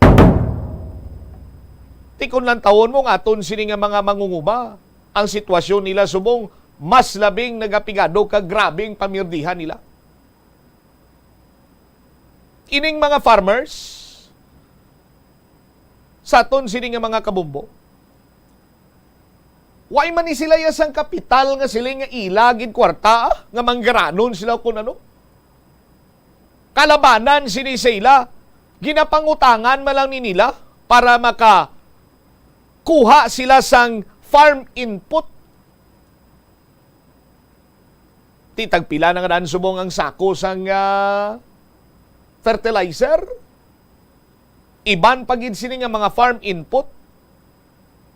Ginautang sini nila kay ti ginalantaw nila nga kung makapangutang sila, may hulagon sila nga pundo para nga makapananom.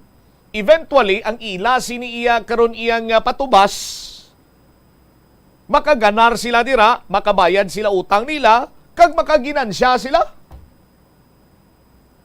Pero subong nga niya, ang ginapangamuyo sa mga farmer, bisan wala na ni ginansya, ang ila na lang iya nga makapatas lamang sila. Makabayad lamang sila sa ila sining nga ginutangan, kag later on, kung liwat sila iya nga magpananom, makautang sila liwat. Sa aton sini nga mga kabumbo. Ti kung taniya mo nang buligan sa aton sini nga gobyerno. Pero ti ano? Imbis nga ibulig sa aton sini iya nga gobyerno para ulikdan, buligan, kag mabatak-batak sa kapigado naton sini nga mga mangunguma, ginapatay nila by importation. Ti sa ila sini iya nga pag-import sa aton sini nga mga kabumbo, mangunguma iya sang Thailand, mangunguma iya sang Vietnam, mangunguma sang Cambodia. Kag kung sa diin pagin sila nga nasyon nga naga-import, amo to yang ginabuligan sa aton nga gobyerno.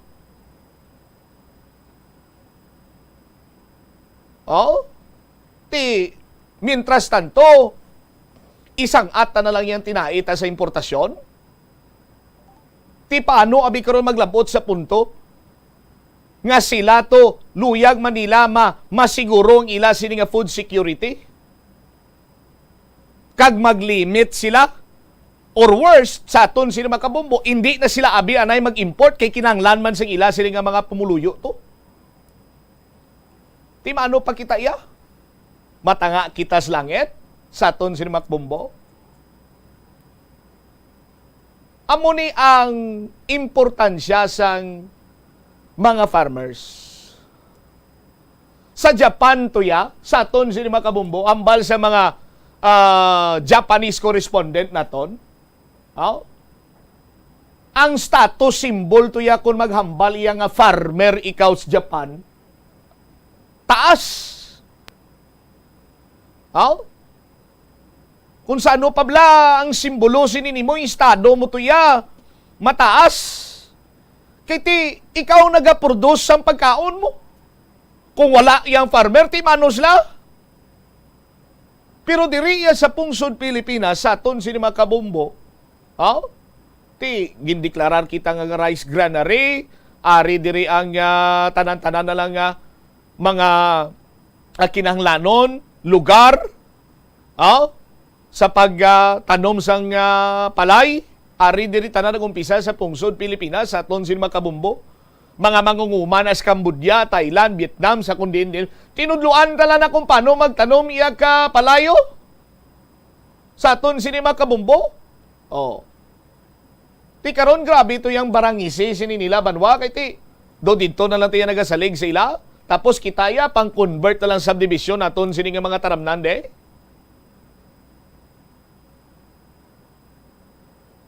Diri sa pungsod Pilipinas siya banwa, tawo diya maghambal kaya nga mangunguma ang pananawan si mo imol.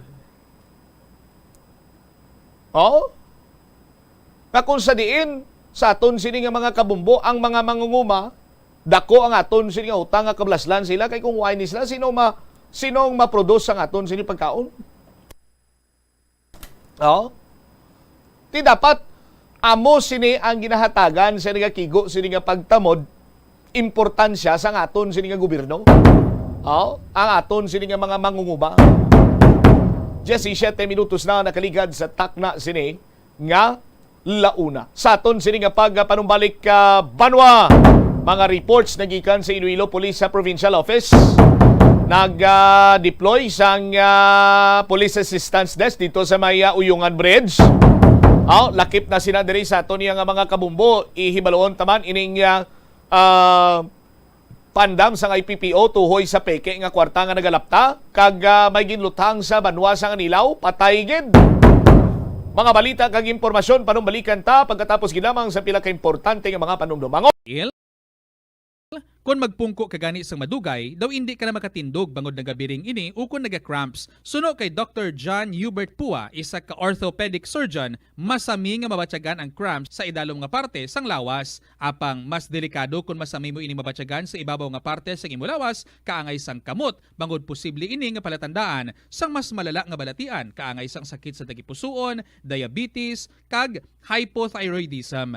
Pila sa mga rason sang cramps amo ang sala nga posisyon kung nagatulog o kung madugay nga pagpungko, kakulang sa potassium kag calcium sa dugo, kag dehydration o kung kakulang sa fluids. Nagpanugyan ang doktor nga ang pinaka-epektibo nga solusyon sa cramps amo ang stretching exercise tubtob madula ang pagbiring. Na-eksperyensyahan mo na bala nga mabuli o kung ikaw mismo ang nagapang-bully online? Ang cyberbullying among paggamit sang offensive kag masakit nga mga tinaga online na ukon pinaagi sa text. Ang bullying ang nagatuga sang kasubok kag depresyon sa biktima. Magluwas ni, magabatyag siya sang kaakig, kahuya, pagkadula sang interes sa mga butang nga iya naluyagan kag kakapoy. Kung ikaw ang ginbully, una nga tika nga imo himuon, amo nga magpangayo sang bulig sa tawo nga imo masaligan, ilabi na sa imo nga ginikanan. Paano ka bala makabuli nga mauntat na ang bullying? Simple lang, don't be a bully. Hindi mag-post online nga makahatag sang sakit sa balatyagon sa isa ka tawo. Sa aroma kag soothing feeling sa pag-inom sang tea, ang rason sang kadamaan nga paborito nga imnon ang tea. Suno kay Ansley Hill, registered dietitian sa Western Oregon sa Estados Unidos, ang mas sobra 3-4 katasa nga pag-inom sang tea sa isa ka adlaw ang makadala sang hindi maayong epekto sa lawas. Ang sobra nga pag-inom sang tea ang makapatas sang anxiety, stress, kag restlessness. Hindi man manami nga pagtulog, bangod kaangay sang kape, ang tea ang naga-contain man sang caffeine nga nagapugong sa isa ka persona nga makatulog. Apisar sini, ang tea ang isa sa pinakapopular nga ilimnon sa kalibutan, bangod man sa pila sini ka maayo nga health benefits. Apang kinahanglan nga moderate intake lang sa tanan nga ilimnon agod ma-achieve ang healthy living. Nagahalog na ang mga pagsulundan. Apang hindi magkalipat nga ang COVID-19, ara pa. Be the solution against COVID-19. Magsuksok sang face mask, ilabi na kung yara ikaw sagwa. Maghugas ang kamot gamit ang habon kag tubig ukon mag-sanitize. Maglikaw sa mataw nga lugar kag magpabakuna. Kung nagalangin ang imo pamatyag, magpabilin sa sulod sang balay. Pinaagi sa pagprotekta sang imo kaugalingon, maprotektahan mo man ang mga tawo sa imo nga palibot.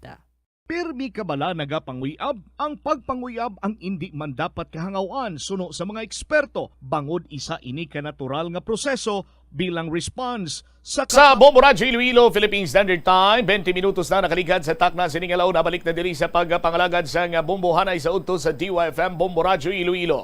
Standby sa aton sinikronia mga kabombo sa dugang mga balita kaga impormasyon diri man sa aton sining pagpangalagad. I-check na naton si Bombo Chari Sumagpao.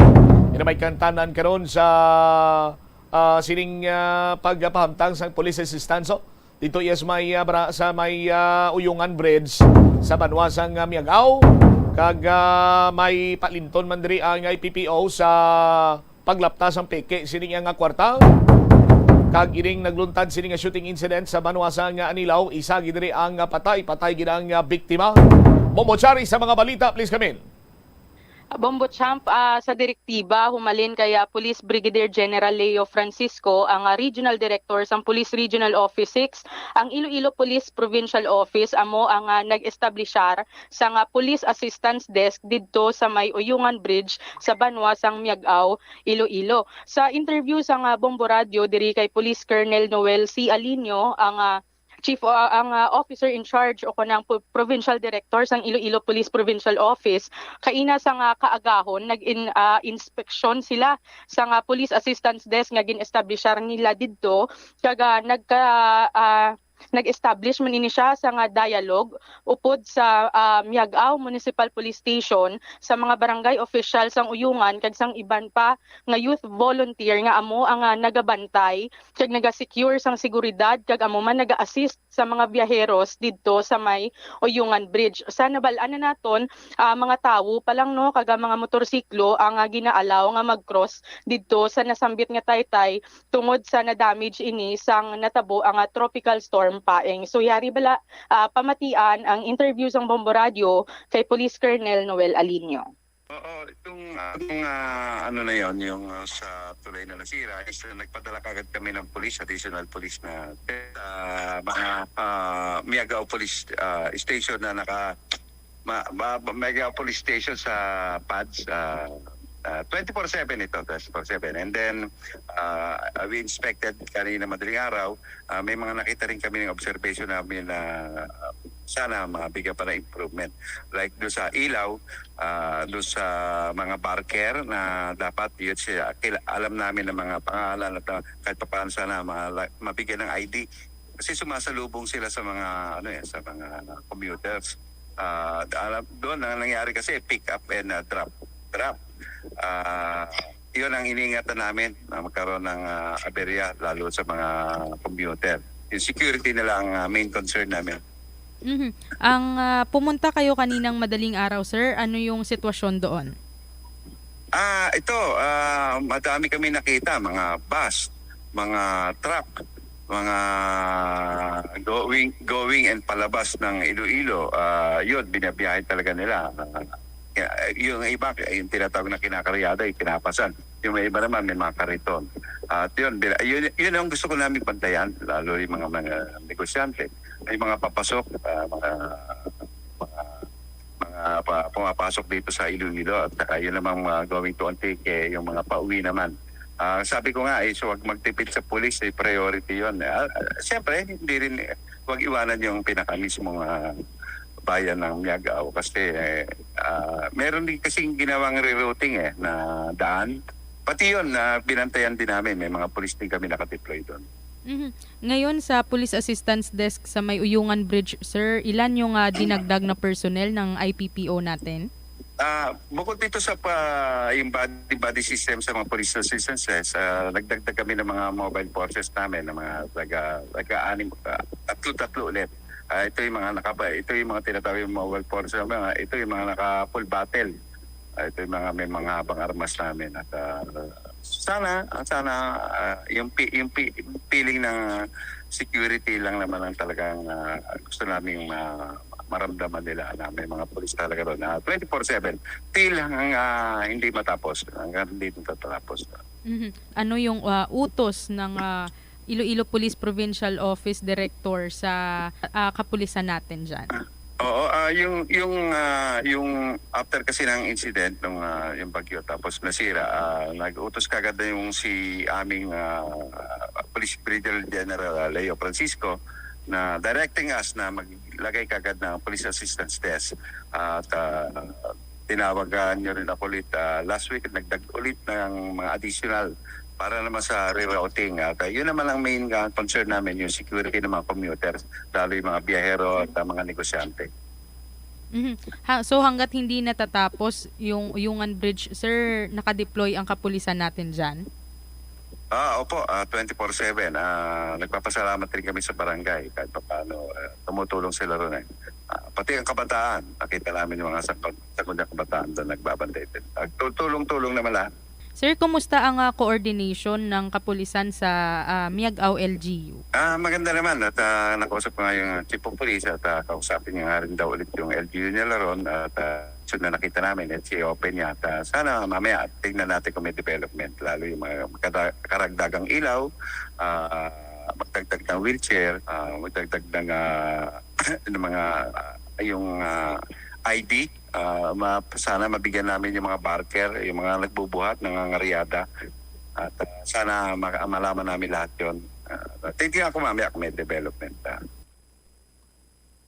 Nabatian diri ang pahayag ni Police Colonel Noel Alinio tuhoy sa pagbutang nila sa Police Assistance Desk dito sa may Uyungan Bridge sa Barangay Uyungan, Banwasang, Miagao, Iloilo. So 24/7 diri ang pagdeploy sang kapulisan ang pagbutang sang Police Assistance Desk kaga nagabisita dito kagina lang sang kaagahon mismo ang Provincial Director kaga naghatag ini siya sang dugang pagin nga suhestyon Bombo Champ kung sa diin luyag niya nga pagbutangan sang dugang nga mga suga sa area no sang Uyungan Bridge amo man ang pagbutang sang dugang nga mga wheelchairs kay ti ang mga nagatinabok nga kalabanan amo ang senior citizens. So gusto pagid niya ni nga himuan sang ID ang mga barker nga naga pakaritabok sa may Uyungan Bridge kaga nagdugang pagid ini siya sa nga dugang pagid nga anom ka police personnel tanan ini tanan para sa seguridad sang mga biyaheros kag nagapasalamat gid siya sa mga opisyales ng Barangay Uyungan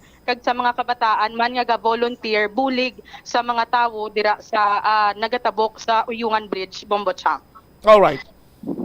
Sa dugang nga balita, ang Iloilo Police Provincial Office paagi man gihapon kaya Police Colonel Noel Alinio amo ang paandam na sa publiko sa paglapta sa nga peke nga kwarta. Kung matandaan sang aton nga mga kabombo sa Oton no nagpaandam na ang Oton PNP una sa paglapta sang peke nga kwarta tapos sila ni sa nga report 68 tatlo ka manugbaligya, tatlo ka vendors sa Oton Public Market amo ang nabiktima nga nabaklan na gamit sa nga peke nga kwarta. Kung matandaan sa aton nga mga kabombo, ang tatlo ka mga market vendors nga ini amo ang nagabaligya sang frozen food products, ang isa amo ang nagabaligya sang isda kag ang isa negosyante sang pansit, Bombo Champ. So nagapangabay diri ang Iloilo Police Provincial Office nga maghalong sa mga kwarta nga lantaw o kung ginabakal o kung ang ginabaton nila para hindi sila sinima intoan. Yari ang dugang nga pahayag ni Police Colonel Noel Alinio. Ayun, tama-tama. Nagbigay nga kami ng notice sa kanila kung paano nila malalaman. At nananawagan ako. May mga incident garo na mga naka-receive daw na may nagbayad sa kanila ng mga fake money bills. Ito tinitignan namin at nagbigay kami ng mga kung paano matidistinguish sa mga peking pera. Pero nagbigay na rin kami at inutusan ko yung mga chief of police. Hindi lang sa Oton, dito sa 43 municipalities in one city. I-alerto nila. Pumunta sila sa palengke, mga tindahan. At ito naman, police presence lang at i-report kagad pagka may mga insidente pag gano'n at arestuhin yung mga gumagawa nun. Nag-umpisa na po ba kayo sa investigasyon nyo tungkol sa modus na yan, sir? Ito naman tinitingnan din namin. Meeting kami sa mga counterparts ko, yung intelligence counterparts ko sa mga other provinces. Titignan namin kung baka may mga same modus pag-usapan namin. Baka may mga previous arrested sila, titignan din namin. At itatakatical interrogation namin, baka same group. Titignan namin kung may mga insidente rin sa ibang probinsya. Okay, sir. Sir, ang ang gustong sabihin ni Colonel Alinio sa sambayanan, babala tungkol sa mga naglalaganap na peking pera. Ako po yung nananawagan. Sabi ko nga, hindi namin malalaman ito kung hindi ko sasabihin. Makakaasar po kayo. Full justice ang bibigay natin sa mga sa mga lawbreaker na yan at huliin natin yan. Sino pa yan? pati ang mga financial protectors nila. Makakaasa po kayo diyan. Lalo ngayon, ang daming mga sakuna at krimen. Tapos may makita nyo, may mga bagyo, sinasamantalan nila yung mga yung nangyayaring insidente. Binabalaan ko yung mga yan. Umalis po sila rito sa Iloilo Province. Nabatian ang pahayag diri ni Police Colonel Noel Alinio, ang Iloilo Police Provincial Office Provincial Director. So nagpanugyan na diri kag wala gid gauntat magpahanumdom ang kapulisan sa mga pumuluyo, hindi lamang sa Banwa sang Uton kun sa diin didto nakabaton sang reports nga nagalinaptan dito ang mga peke nga 1,000 kag 500 nga mga pambulo. So ginapalabot man ni sa tanan nga pumuluyo sang bilog nga probinsya sang Iloilo nga mag-aligmat gid sa mga nagalinapta nga peke nga kwarta. Kag na istorya naman ni sang kapulisan naton ang management sang Uton Public Market kun sa diin ginahingyo diri nga dapat may ara sa nga UV light detector ang mga negosyante dira para matest nila anay kung peke o kung hindi ang kwarta nga ginabaton nila halin sa mga customers. Sa dugang na lang police report Pero Bombo Chari, mahapos lang yun mo mag-ano ka, lantaw ka sang kwarta bala nga pike. Tama gila na kahapos. Sa aton sini nga mga kabumbo, may mga palatandaan na dira kung paano sininimo iyang mamabalaan. Nga ang inang kwarta pike o hindi. No? Kay may mga ara na siya sang ginatawag sining isa na dira ang ginambal nimo nga ultraviolet glow.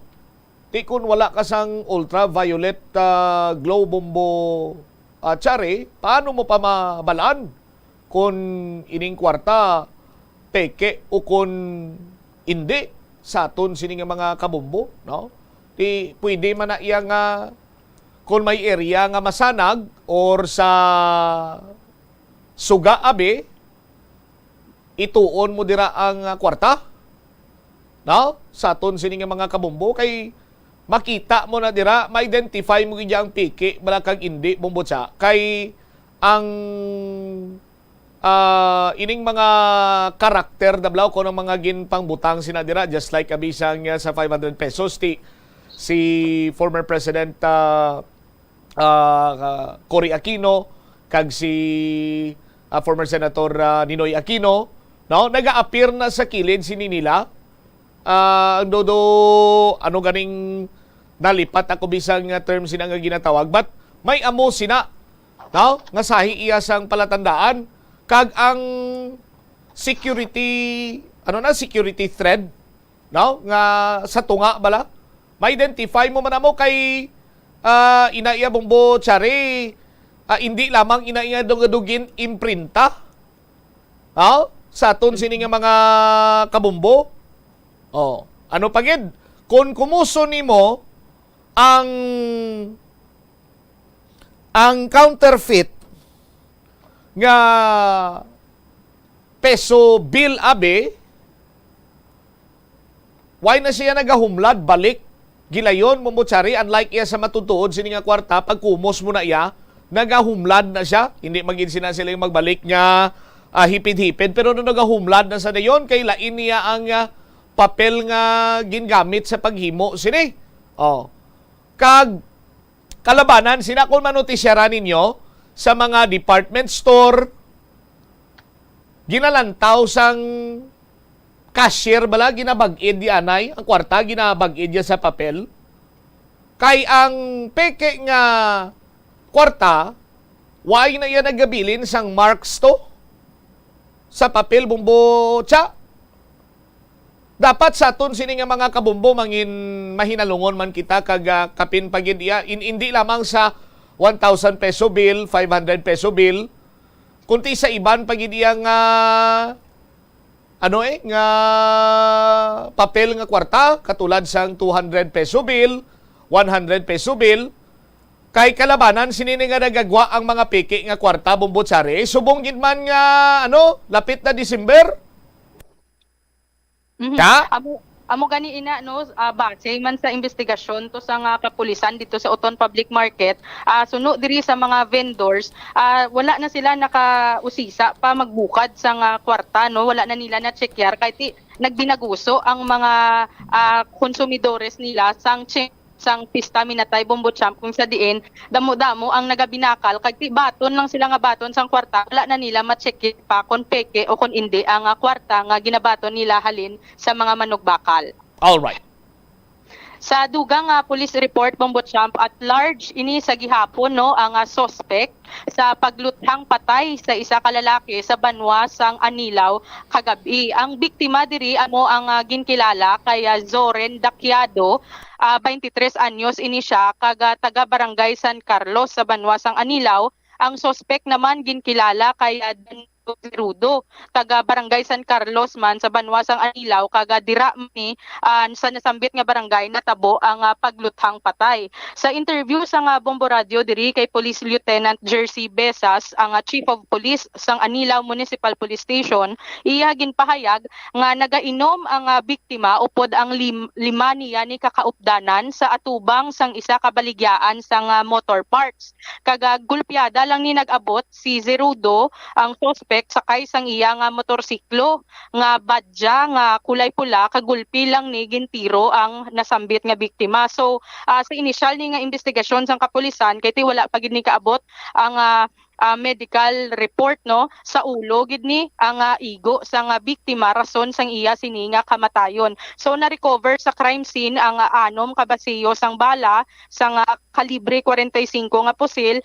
Suno diri man sa investigasyon sang kapulisan, daan nga hiligot anon ang ginatan-aw nga motibo kon nga natabo ang nasambit nga krimen. Yari pamatian ang interview sang Bombo Radio kay Police Lieutenant Jersey Besas. May shooting incident kita sa Barangay San Carlos, Anilaw, Iloilo. Ang aton nga victim amo ni si Zoren Daquiado. Ang aton nga suspect amo ni si Danilo Zerudo. Sim barangay sa Barangay San Carlos man. Pati ang victim suspect ang victim Barangay San Carlos Manila nga address. Bali ni ang aton ning victim kay inom ni kagabi sa isa ka motor parts nga shop. Tapos gulpila ni kuno nag-abot ni nga aton nga suspect sakay sang iya nga badya motorcycle nga color pula. Wala sing kuno based man sa may witness ta, gulpi lang ni kuno gintiro sang aton nga suspect ang victim. Ano kuno sir ang rason base sa investigasyon ninyo nga gintiro niya ang biktima? Maligin check kanang mga records nila, may mga records sila nga daan nga hilugot anon.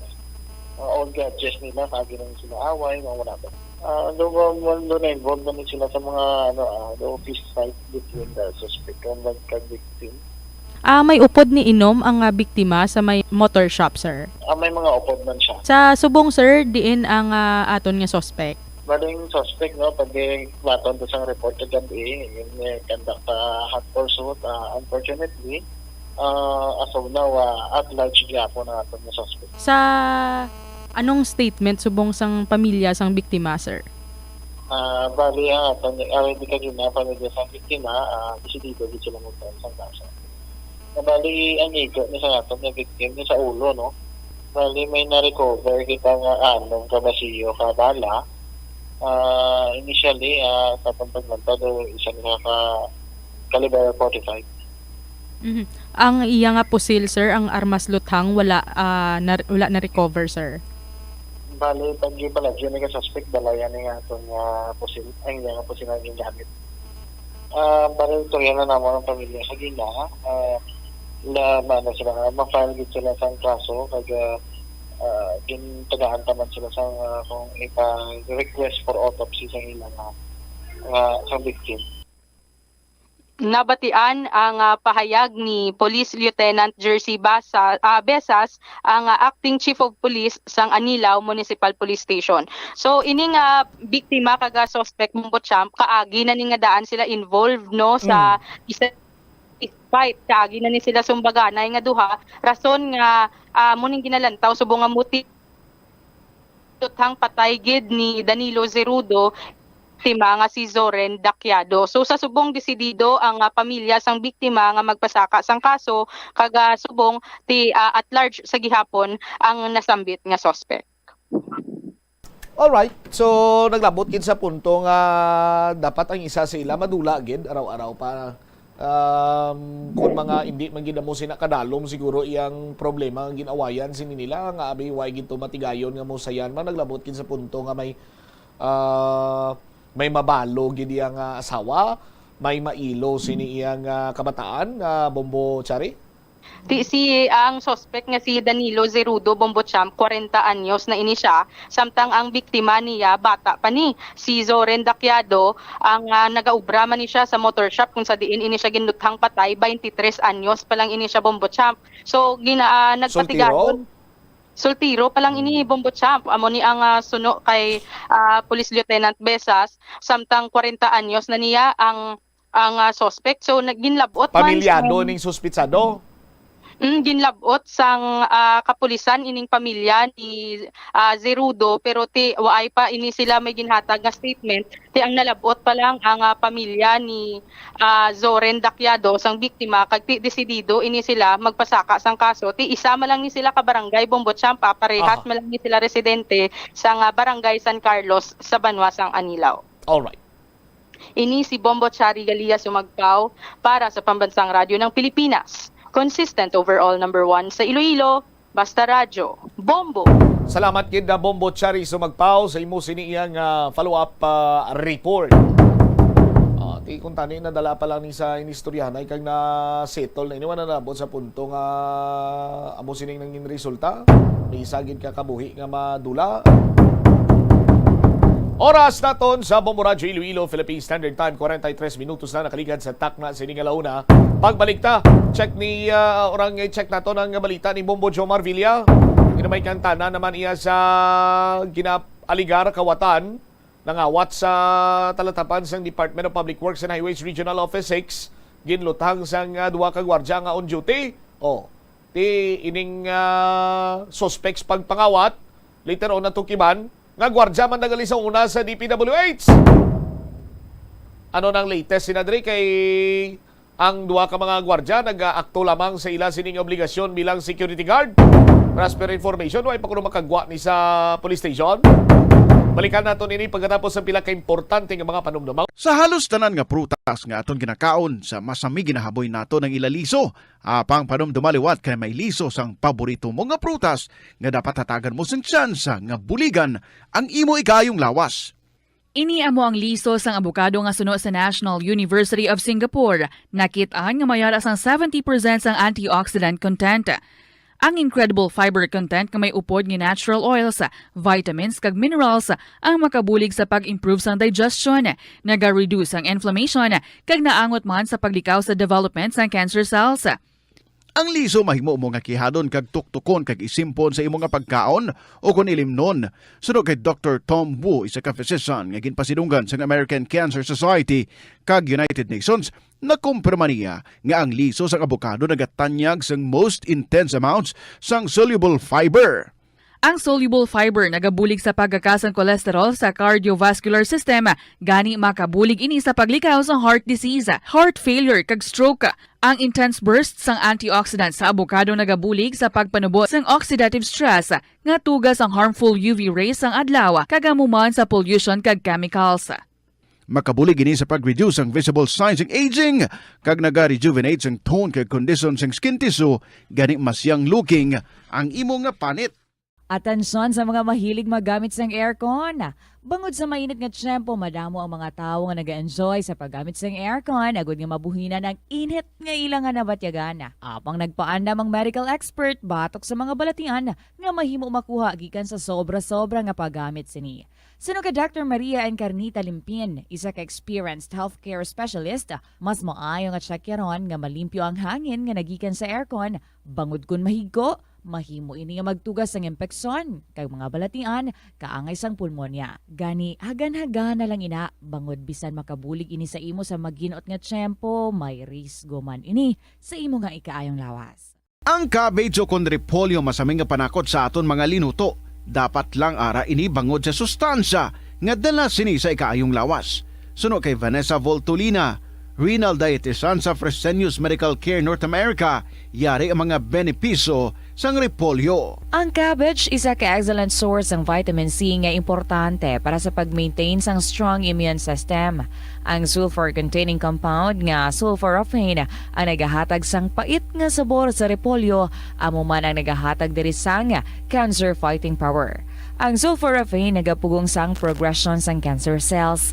Ang glutamine, isa ka amino acid sa cabbage, isa ka makusog nga anti-inflammatory agent nga nagabulig sa pagbuhin sang joint pain, arthritis kag allergies.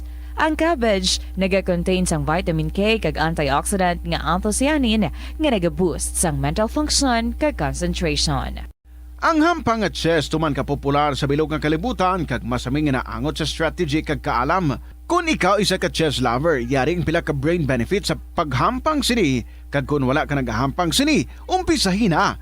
Suno sa pagtuon ng paghampang sang chess makabulig likaw sa Alzheimer's disease. Bangod ang utok nagatrabaho kaangay sang muscle, nagakinahanglan ini sang exercise agud mangin healthy kag malikawan ang injury. Sa study nga gin-feature sa The New England Journal of Medicine, nakit-an nga ang mga tawo nga nagaedad 65 anyos nga nag-engage sa brain stretching activities kaangay sang chess ang may mas manubo nga tsansa nga mag-develop sang dementia. Paatag ni Dr. Robert Friedland, isa sa authors sang pagtuon, ang unused brain tissue ang nagaresulta sa pagkadula sang brain power. Magluwas diri ang paghampang sang chess ang nagapa-improve man sang concentration, memory, creativity, kag problem-solving skills kag napamatud-an man nga nagapaalam. Madamo sa aton ang hindi katulog kung wala sang electric fan. Suno kay Dr. Raj Dasgupta, isa ka sleep medicine expert, wala sang seryoso nga risgo ang paggamit sa electric fan apang pila ka mga tawo ang maka-eksperyensya sa mga ginakabig irritating symptoms. Yari ang pila sa hindi manaming epekto sa paggamit sa fan kada gabi. Congestion, ang naga-circulate ka hangin halin sa mga fans, ang makapadry sang baba, ilong kag tutunlan. Allergies, masami nga madala sa hangin ang mga yabok na naga-trigger sang allergies. Gapamalaman ini sang mata kag panit.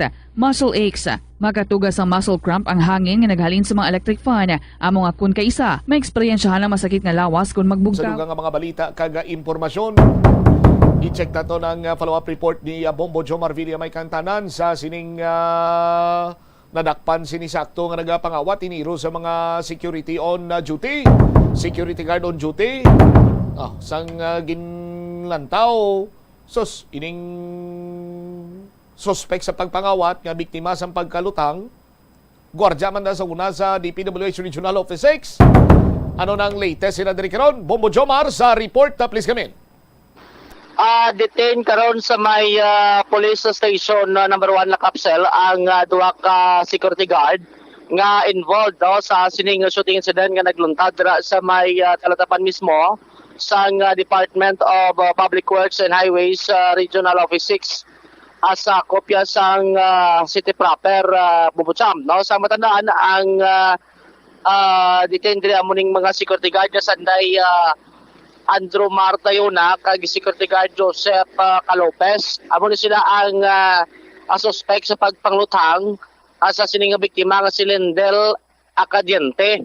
Bubucham nga amo ning ginaaligar nila nga atempto nga mangawat sa sining nasambitan karon nga talatapan sa gobyerno. Sa interview sa Mobo Radio kay Police Major Selamay Sangrines, ang Chief of Police sang Police Station number 1, balis sang nagarender ini sang duty ang ining duha ka security guard ang nagabantay ini sila sa palibot Bombotsam kay naglikad kuno may nag-report man da na report man da ang nasambit nga talatapan nga may nag-attempt nga magpangawat dala sila sining lugar na muna nga doon nag-aware ng mga security guard.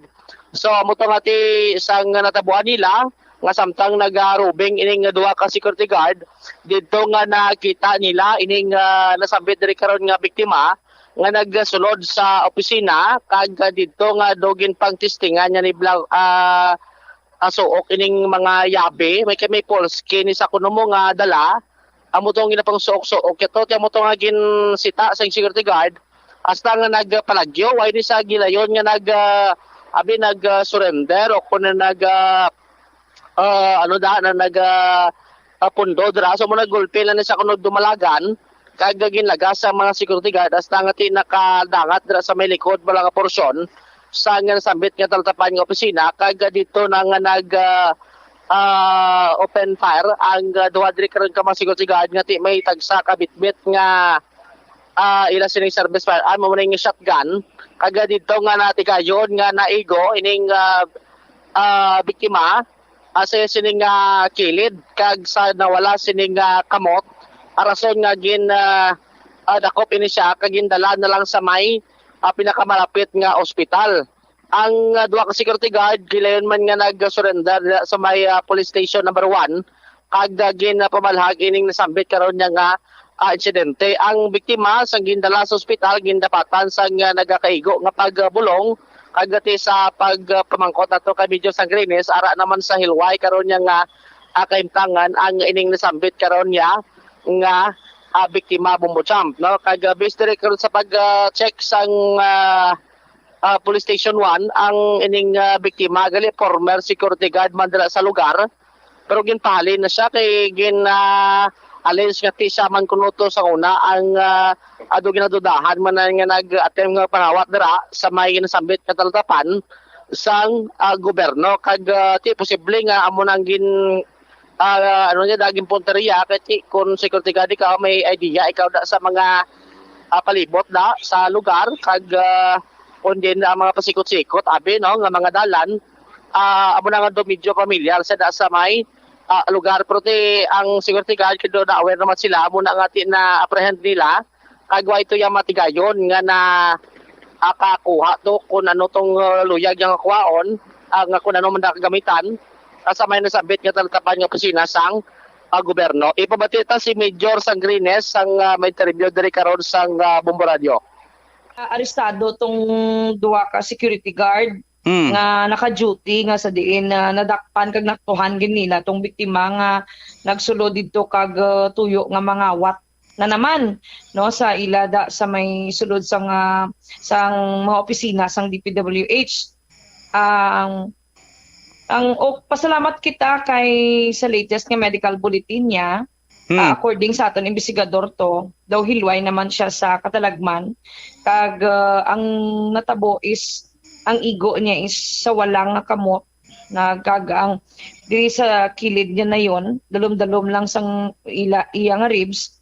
So hindi man patalgid no ang naaguman niya nga mga kapilasan tugas ang pagtiro sa iya kay according sa investigasyon nga nagagwa man sa aton investigador didto wala man sing intent gid nga siling patsyon gid to nila kay kun tinuyo to nila nga patsyon shotgun nga daan tong armas nga gingamit sang duha ka gwardiya nga amunang nakapalupok nag-engage sa iya so laban-laban hindi gid siya kasalbar. So natabo daw pasalba tong ginobra sang duha ka gwardiya kay ginapauntat ani nila bla. Ginapauntat nila bla kay nagsanay sila mo. So karon dinimalas lang kay naigo siya. Oo, balik duty ng duha ka gwardiya. Ano ginsulod gid ni sa laki ang compound sa DPWH? Oo, kay dati man na siya nga gwardiya kag may mga previous na siya diri nga records sa aton nga daw siya ni ang daw ginatutukan nila nga daw nagapangawat da bala sa sulod. So ang may background magali. Yes. Kag may napahalinda siya bilang gwardiya kay tungod nga siya ni ang ginpasibangdan, siya ang gintudo nga base sa sirkumstansya kag sa ebidensya nga nangawat man anay dira. Balik gwardiya ning biktima? Dati. Pinahalin siya tungod gani naangot ni siya sa pagpangawat da. Kay kabisado niya na bala mga opisina. May mga false key siya. Mga yabi siya bala nga muna ginatro-testing niya guro pang bukas da. That time na kitaan to sang sikyo may dala sa nga ginkawat ya or maatem pa lang tani sulod. Wala siya sa posisyon niya pero napang-abrihan niya na kuno pinakamahulot. I see. So base kun at tutugin bilin niya na lang kay tungod nga nagsanay na sila. Diyan sa nag-agi, ma'am? Sa likod na nabalaan nga parte siya mo sang DPWH pagwa na to na yun sa Molyeb lang. Ano nga DPWH ang city engineers ni sa? Hindi ko ma-certain sa investigador ta, pero basta diri sa talatapan sang DPWH. Okay. Ano sa gate sa nag-agi? Ma'am, open ang gate or nagtakla sa pader? Wala ko mausisa sa investigador ko. Okay. Ang istorya niya lang is dito sa sulod siya naabtan. Nga nakapamukas na sang kwarto kay nag-roving ni sila mo. Kag posted ni sila nga mga gwardiya dira sa sulod. Tapos alerto na sila kay tungod nga sa pagkabalo ni nila daw maging pasaka na ni gani nga kaso nga robbery kontra sa suspetsado. So gina-check lang namon kay according sa investigador taman nga naka-attender ni sang kaso niya anay sang nagligad daw nagdesisyon ini ang management sa DPWH nga didto nila i-file sa NBI kami kilala sila. Pero ang blatter diri sa ato nagalin. So kung na dayon tong pag-file sa kaso sa iya, posible manuguwa naman ang iyawaran sa kaso nga robbery. Galing lang niya ang natabo daw may pirmi na nga may maabutan sila nga daw may nagasulod nga anggid sa hagyo niya. So butang balon daw ginabalik-balik niya naging manada guro ang lugar kay tungod kabisado niya ang pasikot-sikot kay ti naka-duty da siya mo daw pilaman ka bulan. Security guard. Ang armas to shotgun to gingamit? Shotgun no. Bali ano man ang pagtiro nila kay shotgun to may concern mala ni mamo. Galing ng pasalba kuno to siya galing kay amo to nalabot ang kamot kag ang daw sa kilid niya. So nagapasalamat man kita nga daw ay man to napuruhan gid. Kay kabalo naman kita shotgun daw medyo hindi man ni basta-basta nga armas. Yes, oo. So ang subong ang suspect adin subong ma'am kag ang ari diri na unong sa aton nga custodial facility. Ang biktima padayon pa ginabulong kag ginapreparata naman ang mga dokumento para kung anong desisyon sang aton nga biktima kag sa iya mga himata ati naka-ready naman kita nga mag-assister man sa ila kay although nga nagagwa sa investigasyon ta nga siya ni ang ginaligar ginaligar sa mga gwardya kag ginaligar sa management nga nagabalik-balik da nga kawatan kag in fact no may naaktuhan ni kag ang pagkaibalo nato naka-file ni sila kaso sa NBI ginapa-verify ko pa sa akon investigador ati tungod nga napilasan siya natiruhan siya ati obligado kita nga mag-assister sa iya so kung ano naman kung hindi man siya makadesisyon pa ati wala kami may kundi i-release ni namon kag pwede man siya maka-file through regular file. Si Police Major sila may Sangrines diri karon na pambutsam. Tiyan mo pa din ginahimay-himay nila kay why man to sang abi ebidensya nga nakuha to sa posisyon sa sining natiruhan.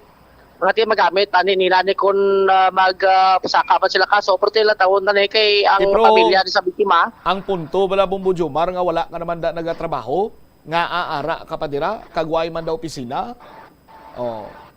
Amo gani nga na-mention ni Major Sangrines kasi sa pamilya naman na sang biktima kung anong plano nila kay ginaprepara naman nila karon kung anong mga dokumentos dra kag sapat sa otoridad standard operating procedure na nila basta kakay sila nga involved sa mga shooting incidents so detain nila pero kung wala naman sa plano ng pamilya so i-release naman nila ning duwa ka mga security guard nga assign dira karon Bombo Champ. Kay kung sagwa sang opisina natabo may salabton ning duwa ka mga gwardiya pero kay sa compound Bombo Jomar di ba?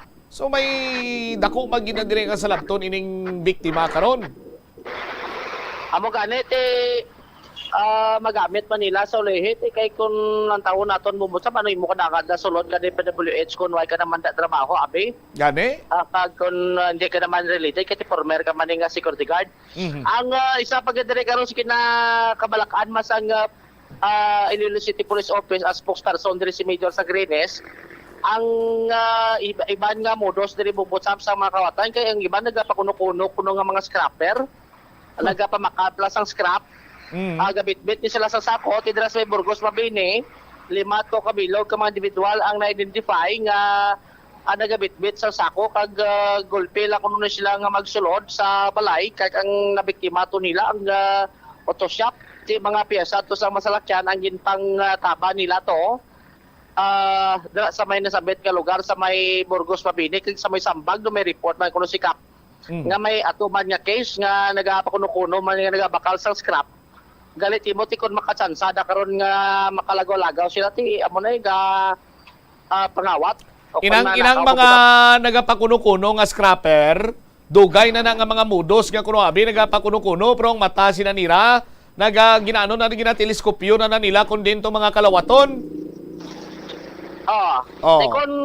Pero ang paandam ko lang sa mga nagapakuno-kuno nga scrapper ni kunti may mga closed circuit television ng daan subong.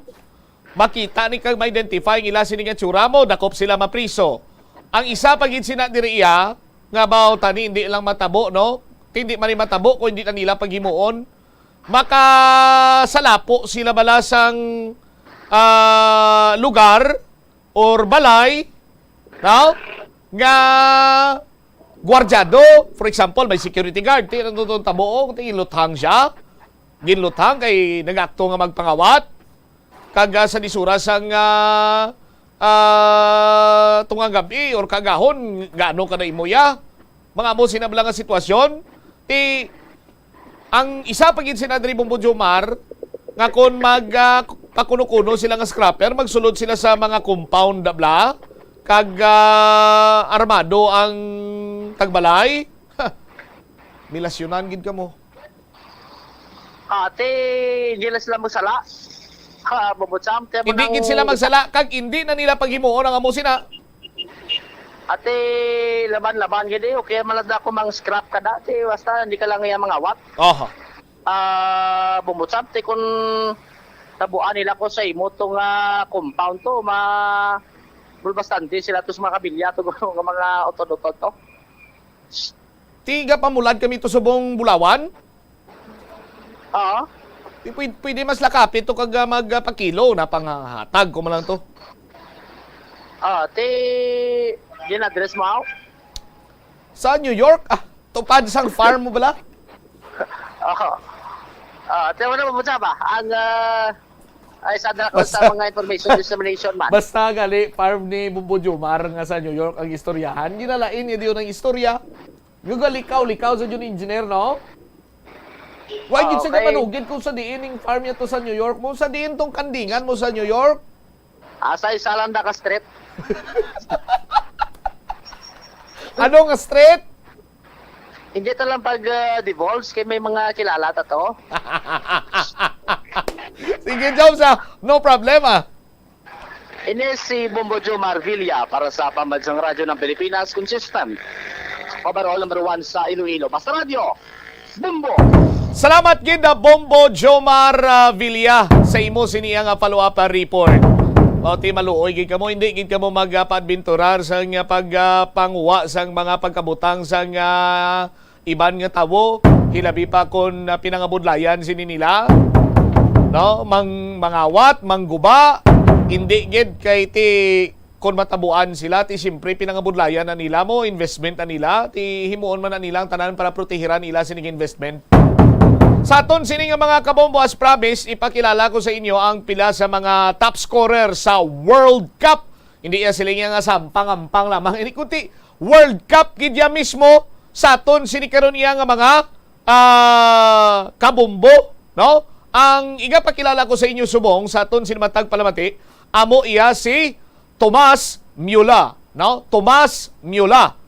Isa ni siya ka German professional footballer nga kung basaon mong iya sini nga pangalan Thomas Müller. Pero ang pronunciation sa iya sini nga pangalan sa German sa aton sini makabombo is Thomas Müller, no? Ginbunag sa Setyembre 1989. Apit sa 13, 33 anyos ini siya, nagahampang sa Bundesliga club kag sa Bayern Munich kag sa Germany national team. Isa ka versatile player, no, kag gin-deploy sa nagkalilain siniya nga attacking roles katulad sang attacking midfielder, second striker, center forward, kag ini siya ang pwede sa left, pwede man iya sa right wing, sa aton sinikaron nga mga kabumbo. Ever since sa aton sinimatag palamati nga nanging produkto ini siya sang youth system sang Bayern, no, sang football club sa aton sini nga mga kabombo, nanging consistent ining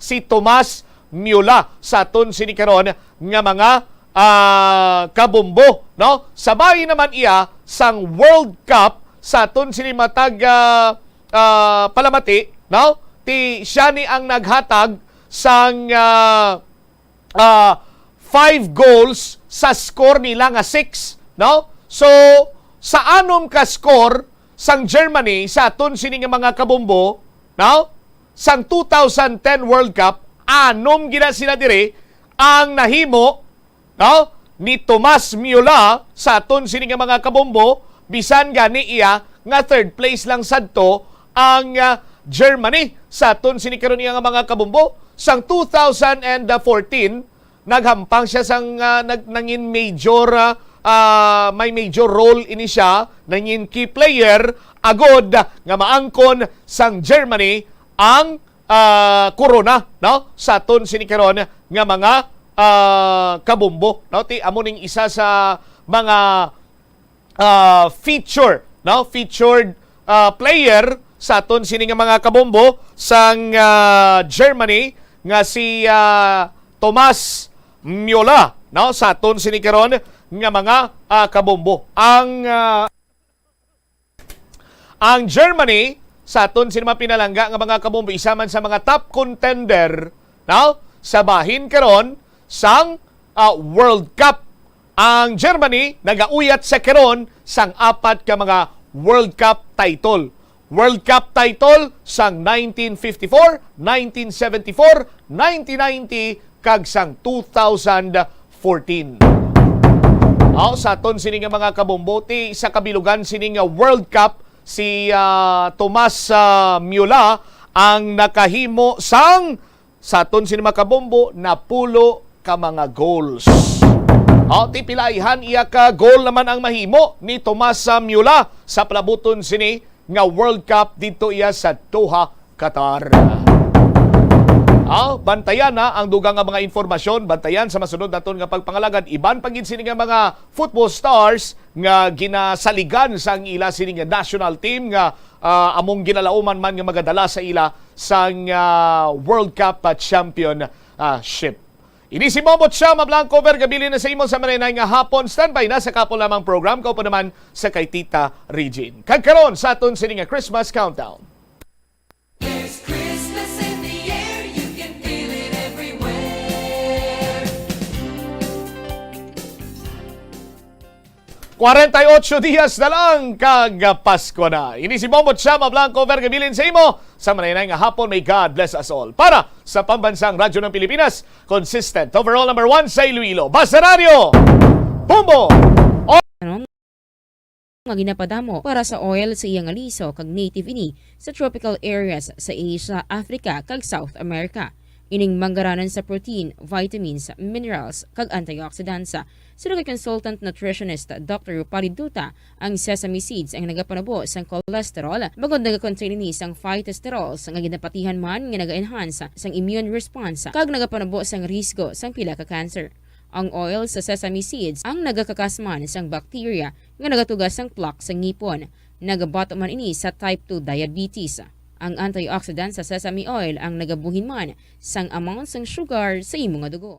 Sa patatas, masamig ginahaboy na lang nato ng panit. Apang hambal sa isa ka health expert, dali lang kay ang panit maayo man. Suno kay Dr. Cynthia Sass, isa ka nutritionist, ang panit sang patatas na makabulig sa increased potassium intake. Ang potassium amo ang nagabulig para matigayon ang chemical reactions lakip na ang reactions nga ginagamit sa metabolism kag nagabulig sa cells nga mag-generate sang mga puslanon nga enerhiya gikan sa pagkaon nga imo ginakaon. Ang potato skins naga-provide man sang source sang iron nga isa ka essential mineral nga ang primary function nagalakip sang pagsuporta sang red blood cell function. Ini nga cells naga-contain sang dako nga amount sang hemoglobin, ang protein nga naga-bind sa oxygen halin sa ginahaklo ang hangin kag ginadala ang oxygen sa bilog nga lawas. Ang pagkaon sang potato skins naga-benefit man sa health paagi sa pag-provide sang source sang niacin ug ang vitamin B3 nga nagabulig sa cell communication kag new cell development agod nga ang cells maka-recover gikan sa physiological stress. Masami man bala nga nagasakit ang imo tiil matapos ang isa ka adlaw nga yara ka sa trabaho? Matapos ang inoras nga pagsuksok sang sapatos ukon sandala, hindi malikawan nga ginapangita gid sang isa ka tawo ang foot massage. Magluwas nga manami ini sa pamatyagan. Mayara man ini sa maayo nga benepisyo sa lawas. Sunod kay Dr. Tyler Wheeler, primary care sports medicine physician, ang malipot nga foot massage ang makapahagan-hagan sang stress. Ini naga-activate man sang aton nga nervous system sa diin nagapatas ini sang feel-good brain chemicals kaangay sang endorphins. Makapaboost man ini sang blood circulation nga naga-maintain sang healthy muscles kag tissues nga nagabulig agud nga malikawan ang diabetes. Ang moderate pressure massage ang safe para sa mga kalabanan nga tawo ilabi na ang may mga kondisyon kaangay sang arthritis kag long-term pain. Mahimo man nga mag-seek sang professional massage therapist para sa imo nga relaxing foot massage. Ang kasubo kag depresyon ang hindi pareho nga balatyagon. Ang depresyon ang hindi gulpiyada lang nga nagakatabo sa isa ka tawo. Masami man nga ginakabig sa mga tawo nga depressed ini bangod sa kasubo nga nagakabatyagan. Ang kasubo temporaryo lang nga nagakabatyagan sang tawo kag masami nagadugay sang pilalang kaadlaw. Samtang makabig naman nga nag-experience ikaw sang depresyon kung masobre na sa 3 ka bulan nga nagabatyag ikaw sang kasubo. Importante nga mahibaluan ang mga naga-trigger sa nga mga balatyagon agud nga mahibaluan kung paano ini nga bulngon. Mas maayo man nga magpangayo sang bulig sa mga profesional. Sa tunga sang padayon nga pandemya, masami nga nagakabalakang kadamaan kung paano mapabili na mataas nga immunity agud maangkon ang masanyog nga ikaayong lawas. Apang wala sang dapat kahangawan suno sa mga eksperto bangod nagabulig sa paglikaw sa nanuhay-tuay nga balatian ang simple nga pagkaon sang citrus fruits kaangay sang pomelo nga puno sang powerful immune boosting antioxidant. Ang pomelo ang puno man sang lycopene, isa ka anti-inflammatory, anti-aging antioxidant nga nagapanami sang supat. Ang duga naman sang panit kag dahon sang pomelo ang natukiban nga makapatay sang cancer cells kag nagapalikaw sa paglapta sini sandig sa test tube studies. Hindi lamang sa genes o kung tugas ang katigulangon ang rason sang hair loss o kung pagkaunot sang buhok. Natukiban sang health expert sa South Korea nga ang hair loss ang tuga sang environmental factors. Suno kay Yuk Chul Kwon sang Future Science Research Center sa Republic of Korea kag lead author sang pagtuon, ang hair loss ang mahimo nga tuga sang air pollution. Sa nasabit nga pagtuon, ang particulate matter o kunang particle pollution ang makatugas sang health risk kag nagapanubo sang protein level nga importante sa hair growth. Sa bugos nga kalibutan, nagalabot sa 4.2 million ang nagakapatay bangod sa outdoor air pollution suno sa World Health Organization. Mas sobra 90% sang populasyon sa kalibutan ang nagaistar sa populated areas sa diin ang heart attacks, aggravated asthma, irregular heartbeat kag poorer lung function ang pila lamang sa epekto sang air pollution. Pila ng imo edad? May savings ka na bala? Ang iban sa aton nagakabudlayan magkinot o kung mag-save sang kwarta. Apang paano bala iniumpisahan? I-separate ang wants kag needs. Pamangkuton ang kaugalingon kung bala kinahanglanon gid ang imo nga baklon. Kung ginakulang ka na sang kwarta, hindi ini dapat pagastuhon sa butang nga hindi man lang importante. Kung hindi ka gid makakinot, mas maayo nga buhinan mong imo expenses. Hibaloa mga non-essentials nga mga butang, kaangay sang entertainment kag pagkaon sagwa o kun sa restaurants. Isa man sa pinakamaayo nga himuon agud nga makakinot ikaw sang kwarta amo nga mag-set sang goal. Umpisahi ang pagpanumdum kun para sa diin o kun para sa ano ikaw nagakinot. Kadungan sang pagtigulang, nagataas man ang risgo sang vitamin deficiencies nga nagatugas sang physical kag emotional changes. Halimbawa diri amo ang pagbatsyag sang fatigue, pagpinuot sang paginhawa, pigado nga eyesight, malapsi nga panit, hinali nga pagbag-o sang modo, pagpalanakit sang lawas, kag iban pa nga balatian. Bangod sini, natukiban sa mga eksperto nga ang vitamin B deficiency mayara sa negatibo nga epekto sa ikaayong lawas. Santo sa isa ka scientific study, ang B vitamins ang importante agod nga mag-function ang body cells nga nagabulig sa metabolism, paghimo sang bago nga blood cells, kag nagabulig sa pag-maintain sang healthy skin cells, brain cells, kag body tissues. Ang vitamin B complex ang ginabugusan sang 8 ka types sang B vitamins nga ginalakipan sang thiamine, riboflavin, niacin, pantothenic acid, vitamin B6, biotin, folate kag vitamin B12. Kung manubo ang level sang B vitamins, makabatsyag sang numbness o kung tingling sensations, kag para sa iban nga senior citizens, nabudlayan sila nga mag-digest sang ila ginakaon. Magluwas sa supplements, lakip sa mga pagkaon nga bastante sa vitamins sa moang karne, whole grains, prutas, gatas, cheese kag mga ulutanon. Nagakaon ka man bala sang tofu, malasay ini pero matamis ang dalang benepisyo sini sa lawas. Sino kay Kerry Torrens, isa ka qualified nutritionist, ang tofu ang makabato sa obesity kag makabulig sa weight loss. Ang tofu ang mahira sang tuman ka manubo nga level sang cholesterol kag fat, gani maayo ini para sa epektibo nga weight loss. Ang tofu ang hapon. Sa intanan mga kabombo, 13 minutos makaligan ang alas 2 sa hapon. And this is Tita Regine. Good afternoon and welcome sa kahapon lamang program. Kumusta man ka mo? Happy Lunes. Happy busy Lunes sa aton tanan. Nagugtas ka mo sa traffic? I hope okay lang ang mga beauties ninyo dira. Cool lang, chill lang sa gihapon. Good afternoon and today magapadayon kita sa pagdulong sa inyo sa mga kalingawan. I hope ang kalabanan sa aton medyo good na, ang stomach, busog na. Kag probably ang iba nakapahuway-huway na or ang iba man nagpahuway-huway pa lang. Sige, bisan minutos na naiya basta power nap nga ginatawag. But kung pwede, bukas sa mga dulungan. So, ulap na nakikita sa sanay nga hapon sa pag-enjoy sa mga kasaysayan. This is Tita Regine sa Lunes nga adlaw, November 7, 2022 para sa kahapon lamang program sa aton nga Christmas Countdown. There's Christmas in the air, you can feel it everywhere. Uy, malapit na. 48 dias na lang. Pasko na.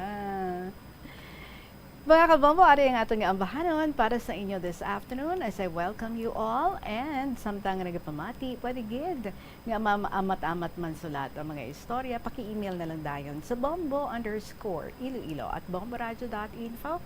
Pwede man isulat and ipadala sa kahapon namang program DYFM, Bombo Radio, Iloilo, Sky City Tower, Mapa Street, Iloilo City. Ari na si Mr. J.R. Oclaret from the Bombo Music Festival with the song Ngano. Good afternoon. Tawato na lang maski masakitan lang ko.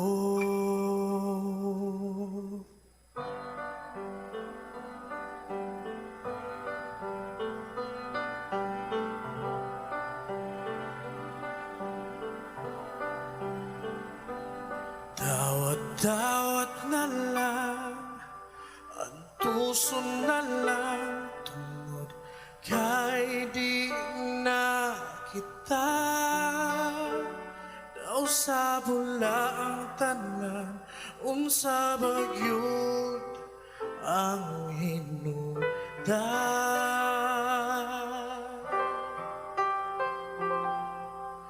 May pagwa na lang katagda, kung di yuri ay kita. Ang ikaw ako, usaha kanindot na damgo.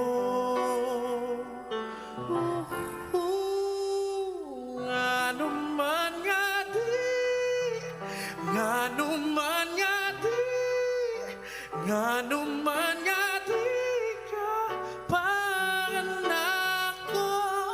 Ngano man nga di, ngano man nga di, ngano man nga di ka panganak ko. Dawaton na lang maskin sakitan lang ko.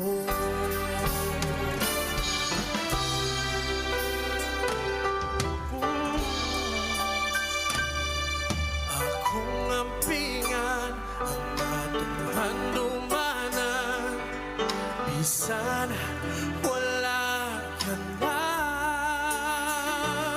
Iyagi ko na lang sa joke ug smile ang tanang pangako. Ngano man nga di, ngano man nga di, ngano man nga di ka panganak ko. Ngano man nga di, ngano man nga di, ngano man nga di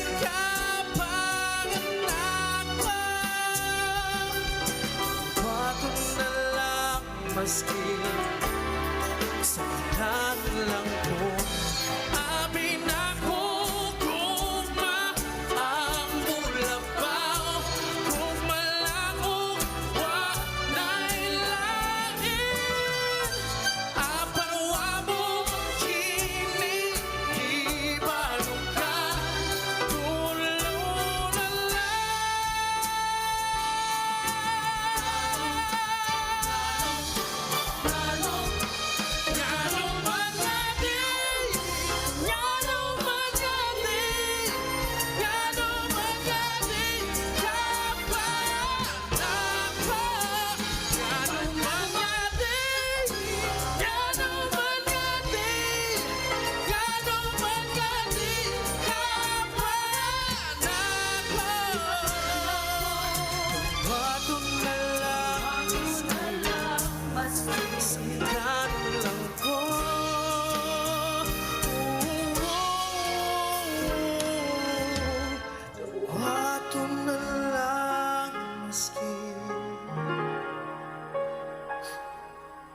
sakitan lang ko.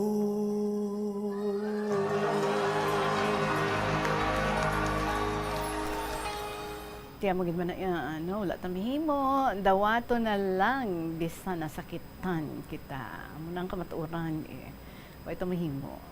21 minutos makaligad ang alas 2 sa hapon. Ari na ang aton nga mga kalingawan. First story for today, gina-share diri sa Anthony Capricorn 61 sang tubungan. Dear Inday Regine.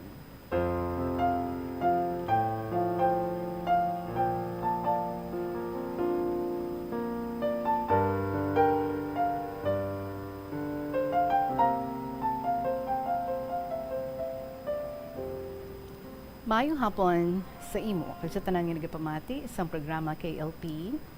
Tawag lang ako kay Capricorn 61 sang tubungan. Isa ako ka security guard. Sang una nga wala pa ako kalakat sa Manila, dira ako nag-duty sa city.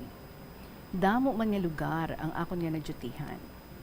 Sang ulihi, may nangambal sa akon nga malakat sa Manila. Sa lipot nga istorya, naglakat ako pa Manila. Pagabot ko sa Manila, nag-apply ako sa isa ka agency bilang security guard. Kag nabaton man ako. Balan mo Inday Regine, basta security guard ka, bisan diin nga lugar kanila i-destino. May sa Caloocan, sa Fairview, sa Pasig, sa Novaliches. Sang ulihi, natak-an ako kay wala permanente ang akong dutihan. Naghalin ako kag nagsaylo naman sa ibang nga agency. Ang akon nga iistorya sa imo Inday Regine, nga 15 ka tuig nga wala ako kapauli sa amon. Aba, 15 years. Ambot, biskan ako do hindi man gani ako makapati nga amo ato ang natabo sa akon sa Manila. Tingala ko no sila nga bisan sulat wala ako pagpadala sa ila. Kung may magpauli gani kuno nga taga-amon nga halin sa Manila, ginapamangkot kuno ni nanay kung nakita nila ako. Hambal kuno nila, wala. Kidayo naman kuno hibi ni nanay. Ang hambal pa kuno sang utod ko nga babae. Ibaligya niya kuno karbaw niya, kag iplete niya pa Manila para pangitaon ako. Pero saling kuno sang iban, paano kung hindi mo siya makita, kag maubos na imo kwarta? Ano iplete mo pa uli? Amo to Inday, nga wala madayon lakat sang utod ko pa Manila. Naka-duty ako sadto sa Quezon City. Gintawagan ako sang bisor ko kung gusto ko kuno masaylo sa Pasig City. Kay may bakante kuno didto. Siling ko sa bisor ko, hindi ako. Pero daw ginasugo ako nga masaylo didto sa Pasig City. Sang ulihi, ako na mismo nagkadto sa opisina namon sa Cubao. Kag ginhambal ko bisor namon. Nga kung may ginpadala na sila sa Pasig. Siling sang bisor ko, wala pa. Siling ko sa iya, ako na lang sir. Dayon niya ako tagaan sang DDO o kung duty detail order. Kag dayon ko lakat sa Pasig. Gipangita ko ang address. Mga pila nagawa ka bulan ng duty ko. Nagkitaay kami sang pakaisa ko. nga dugay man wala kami magkit-anay. Amo ini ang natabo. Kaya may nakita ako nga may tricycle nga naghalin dito sa isa ka building. Naglabay na sa akon ang tricycle nga ginsakyan sang pakaisa ko. Nagapungko ako sa higad karsada nga gatalikod. Pero nabatyagan ko, nagdulog ang tricycle sa unhan. Nagpanaog ang akon pakaisa, kag hinay-hinay magpalapit sa akon. Sang-ara na siya sa likod ko, ginkaptan niya ako sa abaga, kag ginasambit ang pangalan ko. Pero wala ko siya ginasapak. Sang obra na siya hibi, nagatubang ako sa iya, kag hambalon. Siling ko, sino ka? Siling niya sa akon, ako ni, pakaisa mo. Siling niya, dugay na nga ginapangita kanila. Ang una ko gid nga pamangkot sa iya, kun buhi pa ang nanay namon. Siling niya, oo. Nagtawag siya dayon diri sa amon. Nanugid siya nga nakita na niya kuno ako.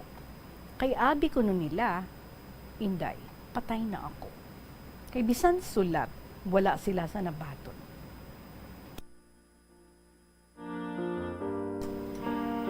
So wala gid sila ihibalo kung ano na ang natabo sa akon. Sa lipot nga istorya, nagpauli ako. Barko ang ginsakyan ko. Pagabot ko sa balay, gabi na, mga alas 8, bawinday, ara tanan nga mga utod ko.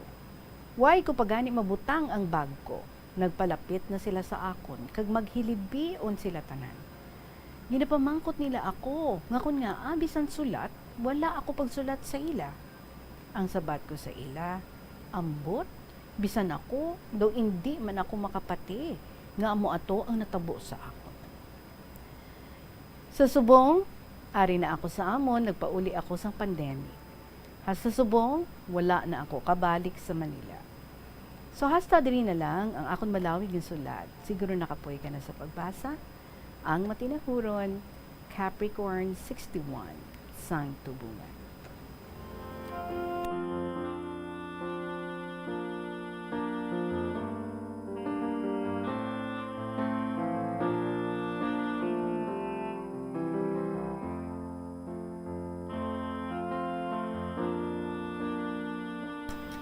Tuod no, ano yan ang natabo sa imo dito? Ano man do pinanglimot ikaw?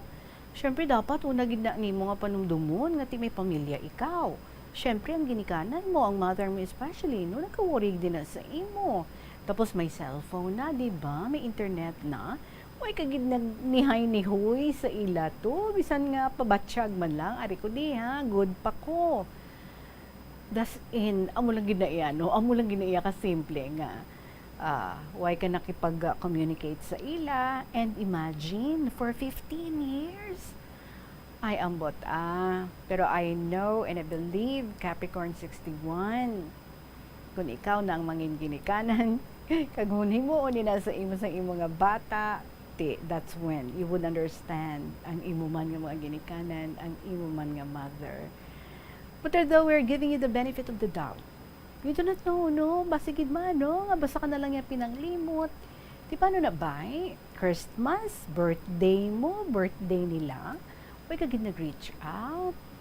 Well, anyway, sige na lang, no? At least, after 15 years, amo na bala, no? Akong ginbuot na sang Ginoo, He would always find ways para nga magkilit-anay na kamuliwat sa imo nga family. Kag cousin mo gid, ang nakikita sa imo. Kag didto sa imo nga bag-o nga assignment. So, through your cousin, nag-reunite ka mo sa imo nga family. O, hindi mo na napaghimuon liwat, ha?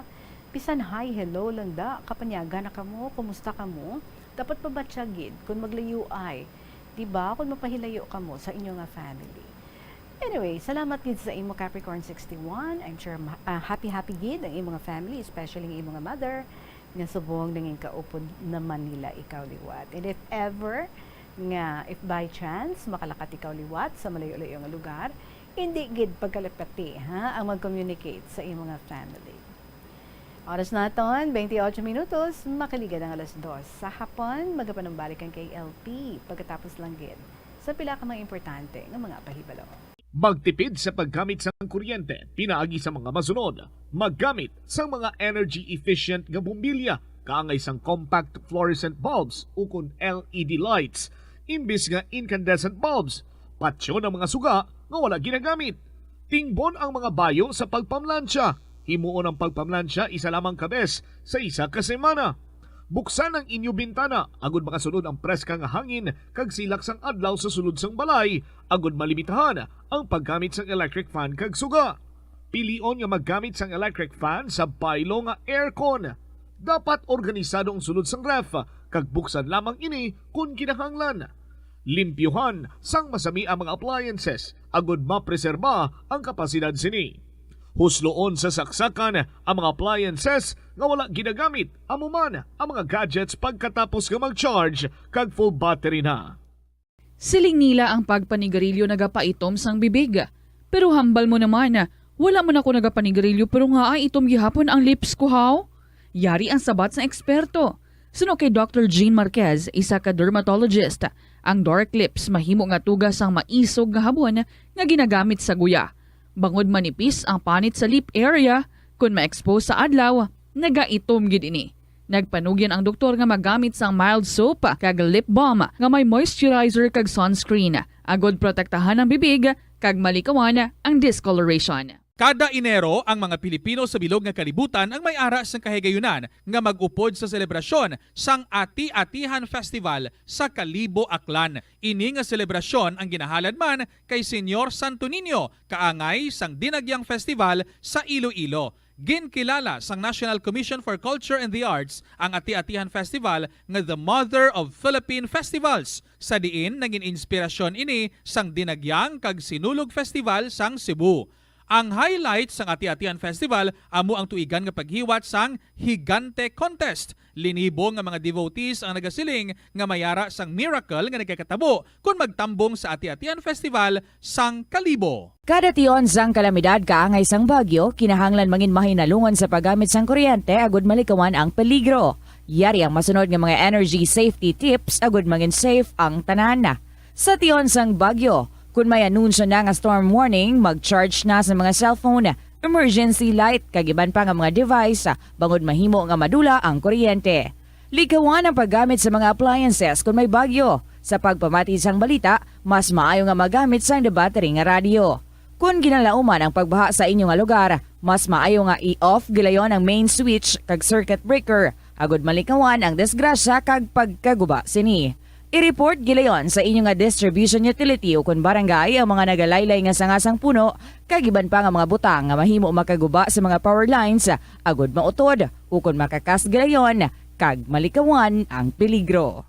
Ang Rojas City sa probinsya sang Capiz ang hindi lamang kilala bilang seafood capital of the Philippines, apang bawod man sa ilang nga pangalan. Ang syudad ang ginpangalan kay the late Manuel A. Rojas, ang unang Filipino president nga nabunag sa nasambit nga syudad. Bilang pagkilala sa iya, ang mga local sa Capiz nagapatigayon sang annual festival kada Abril 13 tubtob Abril 15, agud nga dumdumon ang anibersaryo sang kamatayo ni Anay Presidente Rojas. Ang festival ang ginatawag nga Kapistahan. Ang Kapistahan amo man ang founder. Story kita, and this one comes from student mom of Lambunaw.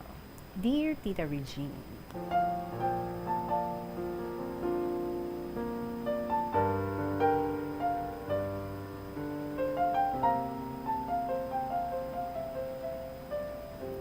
bagong tanan, duyag kong tamyawon ka sa isang maayong hapon, amo man ang imo tagapakinig sa imo programang Kahapon Lamang.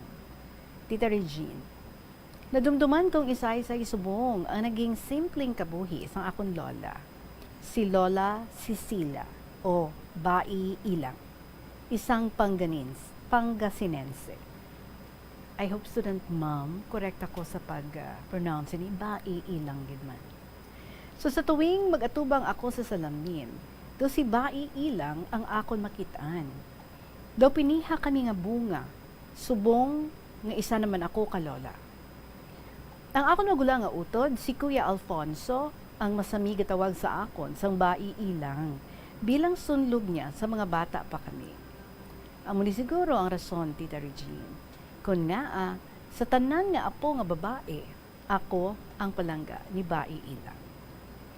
Sanguna, tama kabudlay ang pangabuhi ng Daylola. Aga pa siya nabalo, 7 ang anak, 4 ka lalaki, kag 3 ka babae. Pero bisa nagaisahan na sa kabuhi, na itaguyod ni Lola ang 7 niya kakabataan. Ugaling, wala sila katapos, bisan elementarya man lamang.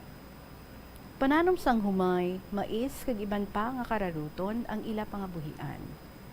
Tanan nga kabataan, nagabulig sa iya sa obra sa uma. Ginabaligya ni Lola ang ila produkto sa banwa, agod ibakal sang iba nila nga kinahanglanon sa balay. Sang ulihi, nagpamanila ang 4 ka lalaki agod mangita obra.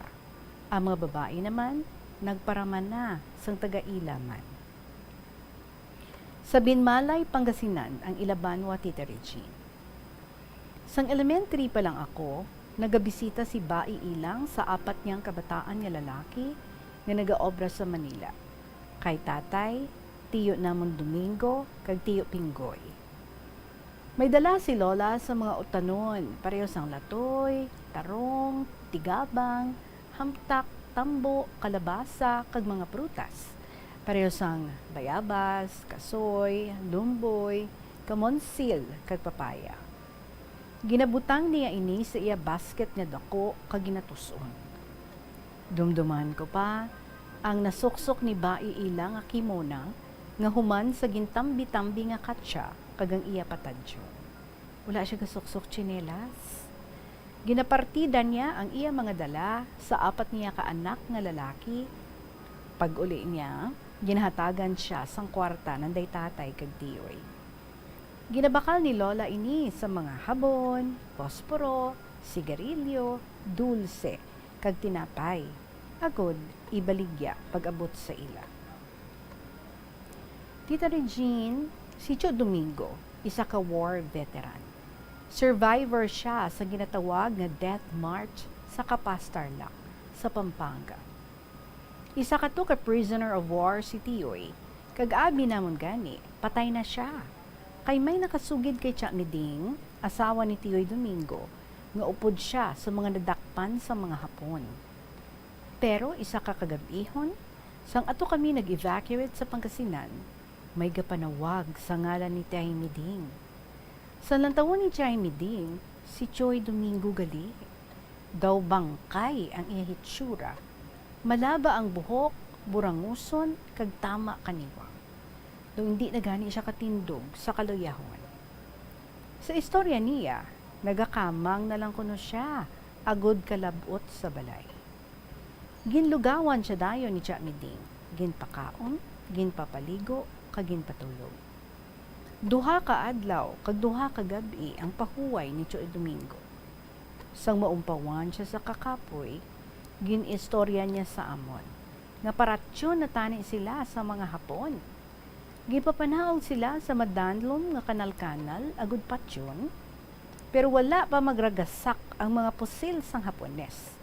Nagpatumba na si Tiyoy. Gani, natabunan siya sa mga kaupdanan, kag wala maigo sang bala. Ginakabig niya ini, ni isa ka milagro, kag dako ang iya pagpasalamat. Sa Ginoo nga nakabalik siya sa iya pamilya nga buhi. Duha na sadto ang bata nila ni Cha Miding, bayi kag laki. Amo na nga nangin pensyonado si Choy Domingo. Pagkatapos giyera, nagpamanila si Choy Domingo kag nangita obra. Panday siya kag naging contractor sa mga ginaobra nga balay. Anom tanan ang nangin anak nanda ni Tiyay Miding. Pagka-graduate ko sa high school, ginupod ako ni Lola pauli sa province agud magbakasyon.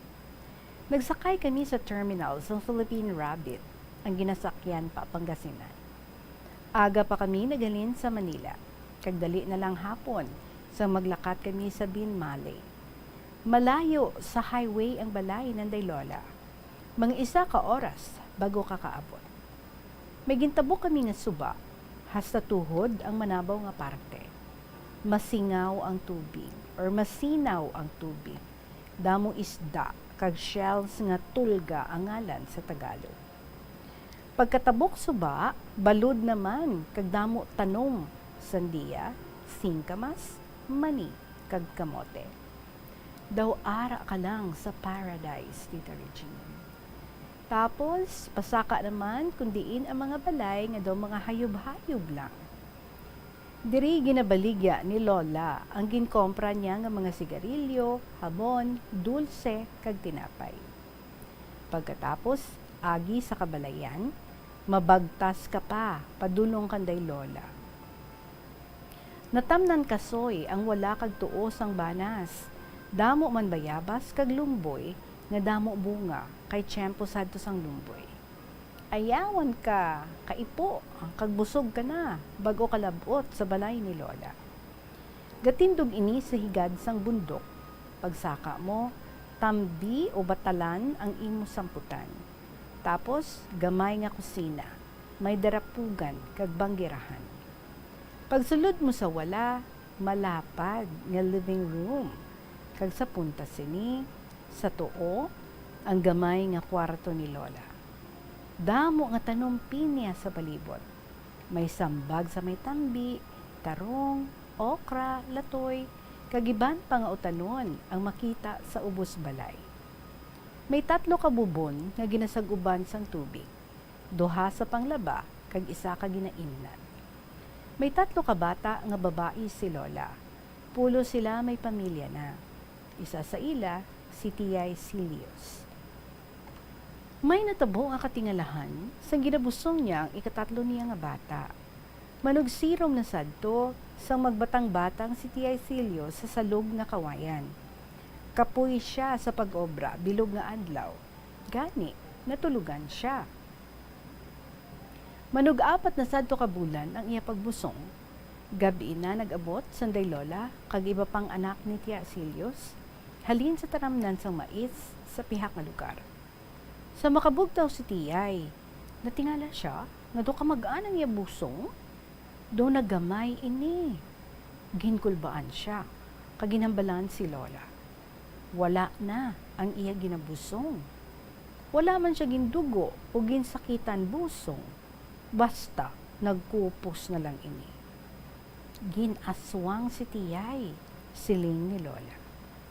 Nangamuyo sila, naglibot sa balay, dala na sindihan ng mga kandila, kag magpangamuyo. Ginistorya ini ni Lola kay tatay, sa magpamanila siya. Bisan si tatay kag nanay, daw hindi makapati, pero matuod ini nga natabo kay Tiyay Silios.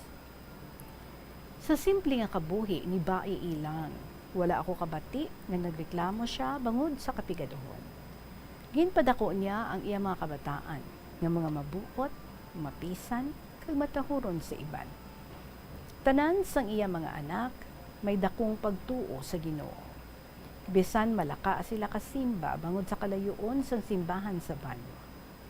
Gintudloan ni Lola ang iya mga anak sang maayong pamatasan, paagi sa pagpakita sini sa ila o sa iya mga maayong relasyon sa tanan nga tawo sa iya palibot. Ginarespeto sa mga kabataan. Amo man sang may mga edad si Lola sa ila lugar. Kag masami nga ginapangayuan sang laygay kung may palaligban sila sa kabuhi. Palabugno siya sa mga tao sa ila lugar, kag mayuhom nga ginatigana sa tanan nga mabugno sa iya. Sa aton kabuhi, kung kaisa, daw malaka pa sa patak sang ulan, kung kita magkadlaw o magyuhom. But when we see a heartfelt smile through aged wrinkles, our hearts are encouraged. Ang tanan nga gintudlo ni Lola sa iya mga kabataan, makita kay tatay. Bilang subang nga bata ni Lola, nangin responsable siya sa pagpangabuhi, kag ginapalangga, kag ginarespeto sang iya mga manghod. Parehas ni Lola, he teaches by example. Gin-inspire niya kaming kabataan niya na maghimakas sa kabuhi. Nagapati si tatay na mangin matarong kami tanan nga iya kabataan kung makita namon ini sa iya kaugalingon. Tita Regine, si tatay, si Bai ilang, ang naghatag sa akon sa mapag-on nga inspirasyon sa kabuhi, agod maghimakas, malabot ang nalabot ko subong kag sang akon mga anak. Hindi man gid manggaranon, pero may gugma sa tagipusoon. my love kag pagtahod sa labing makaako. Gani, hindi ko malipatan si Lola, si Bai ilang. Ginpakita niya tanan sa amon ang iya dakong pagtuo sa kaayuhan sang Ginoo. Nga sa pagtuo naton sa iya, ang tanan mangin maayo lang. Hasta diri na lang ang akong sulat, Tita Regine. Let me end it by writing this verse. Trust when your skies are darkening. Trust when your light grows dim. Trust when the shadows gathered. Trust and look up to Him. Thank you, Tita Regine, for reading my letter. Until next mail, regards and God bless. Sincerely, Student Mom of Lambuna.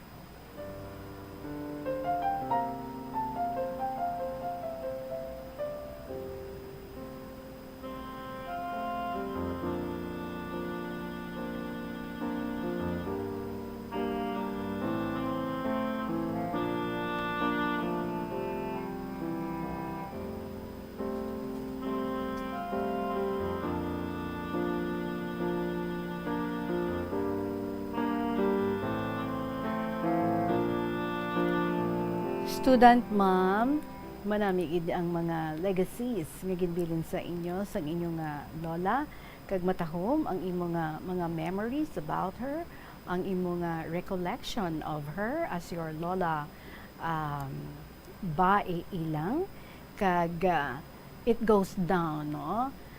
Generations to generations, because kung ano ang namuklatan sa mga nakakatanda, kag amuman ang ilang nga ginapamuklat sa ilang nga mga kaanakan, and the cycle goes on.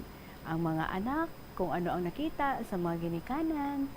So, amuman ang ilang nga ginapakita, mga values nga ginatudlo, mga maayo nga mga pamatasan, ang faith sa Ginoo. So, ina tanan-tanan, no? Nakuha gid sa mga anak ni Bai ilang, kag saling mo from among all the children ang imugid nga amay, amugid ang do nakasakam. So ang tanan-tanan nga ina nga mga manami nga mga values, mga pahinandigan sa kabuhi, kag ikaw isagid sa nangin saksiman, no? Kag nangin kumbaga nakit-an mo man kung paano nga gin-raise ka mo sang inyo nga amay, base man sa iya nga nakita nga pag padako sa ila, sa mga gintudlo, sang ila nga iloy. And so it goes to generation through generation. And that's really very good, no? Nga amo sinaiya, more than wealth and more than anything else, ang manami nga mga pamatasan, values, pagkamapisan, pagkamapinalanggaon, ang dako nga pagtuo sa aton nga Ginoo, amo gid ina ang greatest legacies na ginbilin sa inyo ni Bai ilang mo. And you said, sa looks, daw ikaw gid ang nakakuha sa iyang mga looks. Hindi lang looks, kundi pati ang pamatasan, ang values. So, keep it going, no? Sa imo naman nga mga anak, nga as of this time, reflective na, no? Ang ilaman nga mga pamatasan, because amo manina ang imo nga ginhand down sa ila, kumbaga, no? Handed down to you from your father, from his mother, to your father, to you, and to your children, and to the children of your children, ang imo na nga mga apo. So keep it going. Kay kanami gid sinaya nga amo sina, no? Ang pagsinarayo,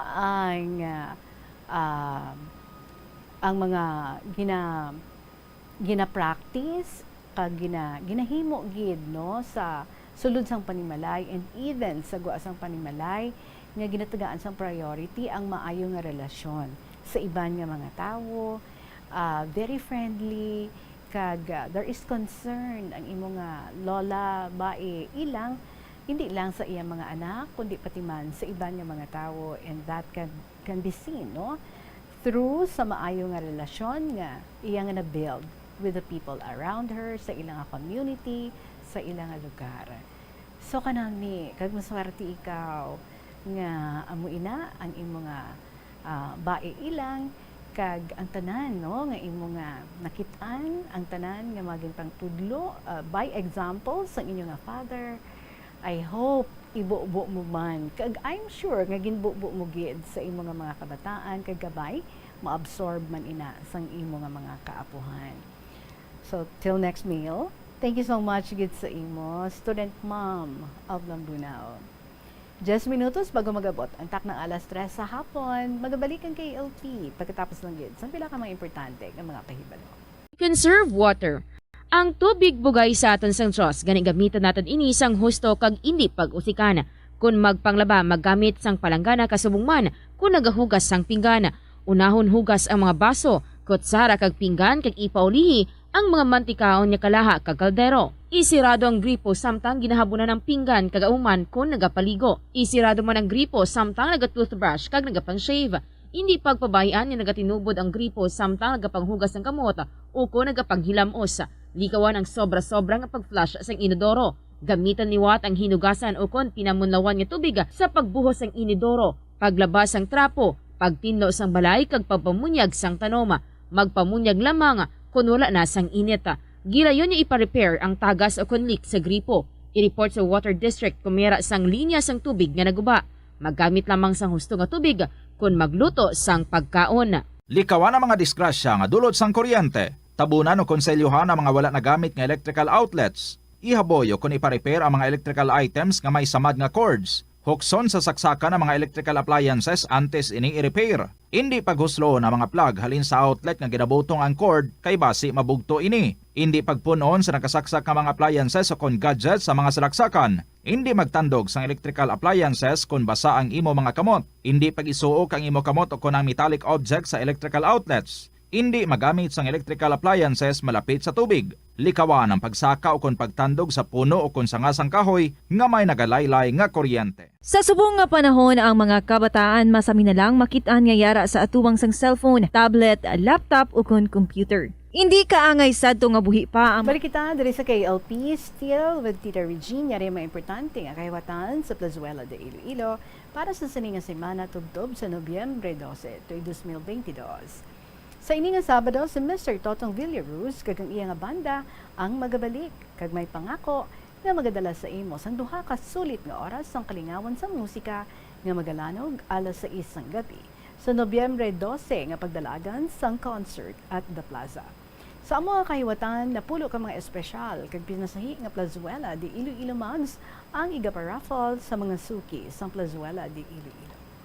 Kaya sa Nobyembre 13, Domingo nga adlaw, masangkad nga bukas ang ganahan sang Latolda sa mga liga nga magtambong sang regular nga Domingo nga misa alas 11 sang aga sa amo nga petsa. Sa tion sang misa, aton ipangamuyo sa Ginoo. Nga kabay makita naton ang dako nga pagpalangga sa aton, ilibinagid sa tunga sa nagalala nga global situation. Plazuela de Iloilo, together with you as the world exits the COVID-19 era and in building a better and a peaceful world. Kag sa aton padayon nga paghikutar sa mga dapat naton i-feed sa aton pinalangga nga pamilya, sa aton hilway nga pagpangalaklon, syempre bungod sa iyang open air setting kag bilang source or kuluhaan sa aton nga pagkaon sa tama kakasarangan nga presyo, bisitahan naton kag dito kada manindahan sa The Farmers Bazaar sa Plazuela 2. Kung kinahanglan mo sa mga meat products, kinahanglan mo isda, baboy, manok, kag iban pa, dito kita sa The Farmers Bazaar, ara sa lower level parking area sang Plazuela 2. Bisitahan taman ang upper level parking area sa The Farmers Bazaar para naman sa aton kinahanglanon nga mga ulutanon, prutas, kag iban pa. Mayara naman sa hagdanan nga nagakonekta sa lower kag upper level parking areas, agud nga mangin mahapos para sa aton nga makalapot kita sa upper level parking area. Ang The Farmers Bazaar gintukod dinhi sa tion sang COVID-19 pandemic nga may tinutuyo nga mahatag sa aton ang safe marketing experience.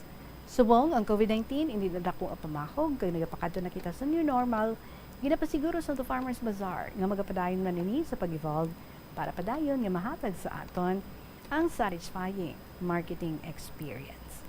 The Farmers Bazaar, your traditional public market with a touch of Plazuela 2. Mga kabombo, sa inyong mga istorya, pwedeng-pwedegid nga matutukan ninyo ina para nga matapos na ninyo. And kung tapos na ina, i-email nyo na sa bombo_iloilo@bomboradio.info. Or kung ginsulat, then isulod na sa envelope, laki sa mga pictures. Even if nag-email ka mo, pwedegid nga malakipan man sa mga pictures. And then, ipadala na sa kahapon lamang program. DYFM, Bombo Radio, Iloilo. Sky City Tower, Mapa Street, Iloilo City. And again, sa aton, nga Christmas Countdown. There's Christmas in the air, you can feel it everywhere. Yes, super sako ng tanan sa pagpamalaklon, ipanghanda, ipanghatag, ipangregalo para sa Christmas because 48 dias na lang kag Pasko na. And bangod espesyal kam sa Bombo, yari naman ang pamaskong musikang handog ng Bombo para sa inyo.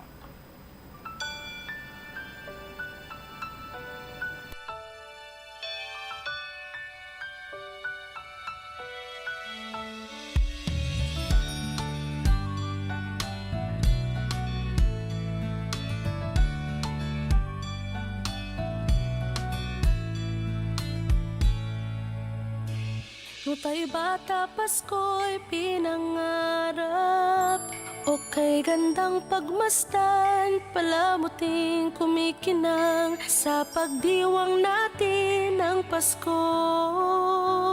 Regalo't pagmamahal meron tayo. Sa paglaki ang Pasko'y inaalala, pagbibigay ng regalo't mga sulat. Kung panahon na ng Pasko, mga taong malapit sa ating puso. O Pasko na, o Pasko na, o anong saya. Ating pag-ibig, pagmamahal at pagdarasal. Ang boses ng kagalakan ay pakinggan. Lahat ay batiin ng maligayang Pasko. Sana matapos na rin yung pandemic at ayun, maging okay na lahat. So, ang Christmas wish ko lang po is yung maging happy ang family ko and at the same time, matustusan ko yung mga pangangailangan ng mga kapatid ko. 10 taon ngayon, inaalala ang Pasko. Asawa't mga anak, nagsasalo-salo. Ngayong araw ng Pasko, pinagkaisa't pinagpala tayo. Sa gintong taon, Pasko'y maranasan. Puno ng ngiti ang mga kabataan. Mga nagdaang taon sa tuwing Pasko. Sa ating lahat, maligayang Pasko.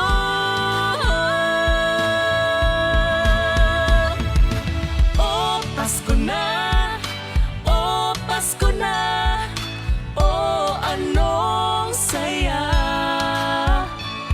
Ating pag-ibig, pagmamahal at pagdarasal. Ang boses ng kagalakan ay pakinggan. Lahat ay batiin ng maligayang Pasko. Ano nga ba ang Pasko? Kasama ang pamilya, kaibigan ay kasangga. Ang misa ay pinagdiriwang, ngunit ang pinaka-inaalala ang pagsilang sa may kapal. Pagkain. Laruan po. Para po may mga laro. Bumalik na si Mama. Nasa Germany. O Pasko na, o Pasko na, o anong saya.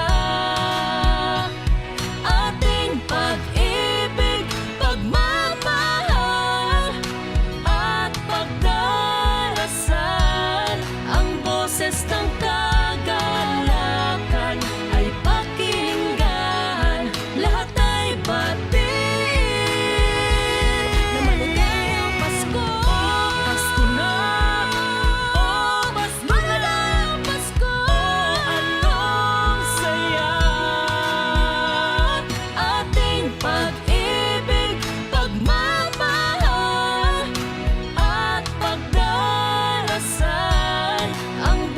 bastang kagalakan ay pakinggan.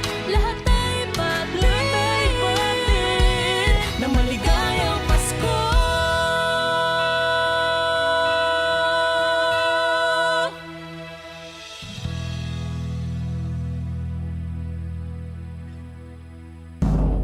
Basta Radio Bombo! Number 1!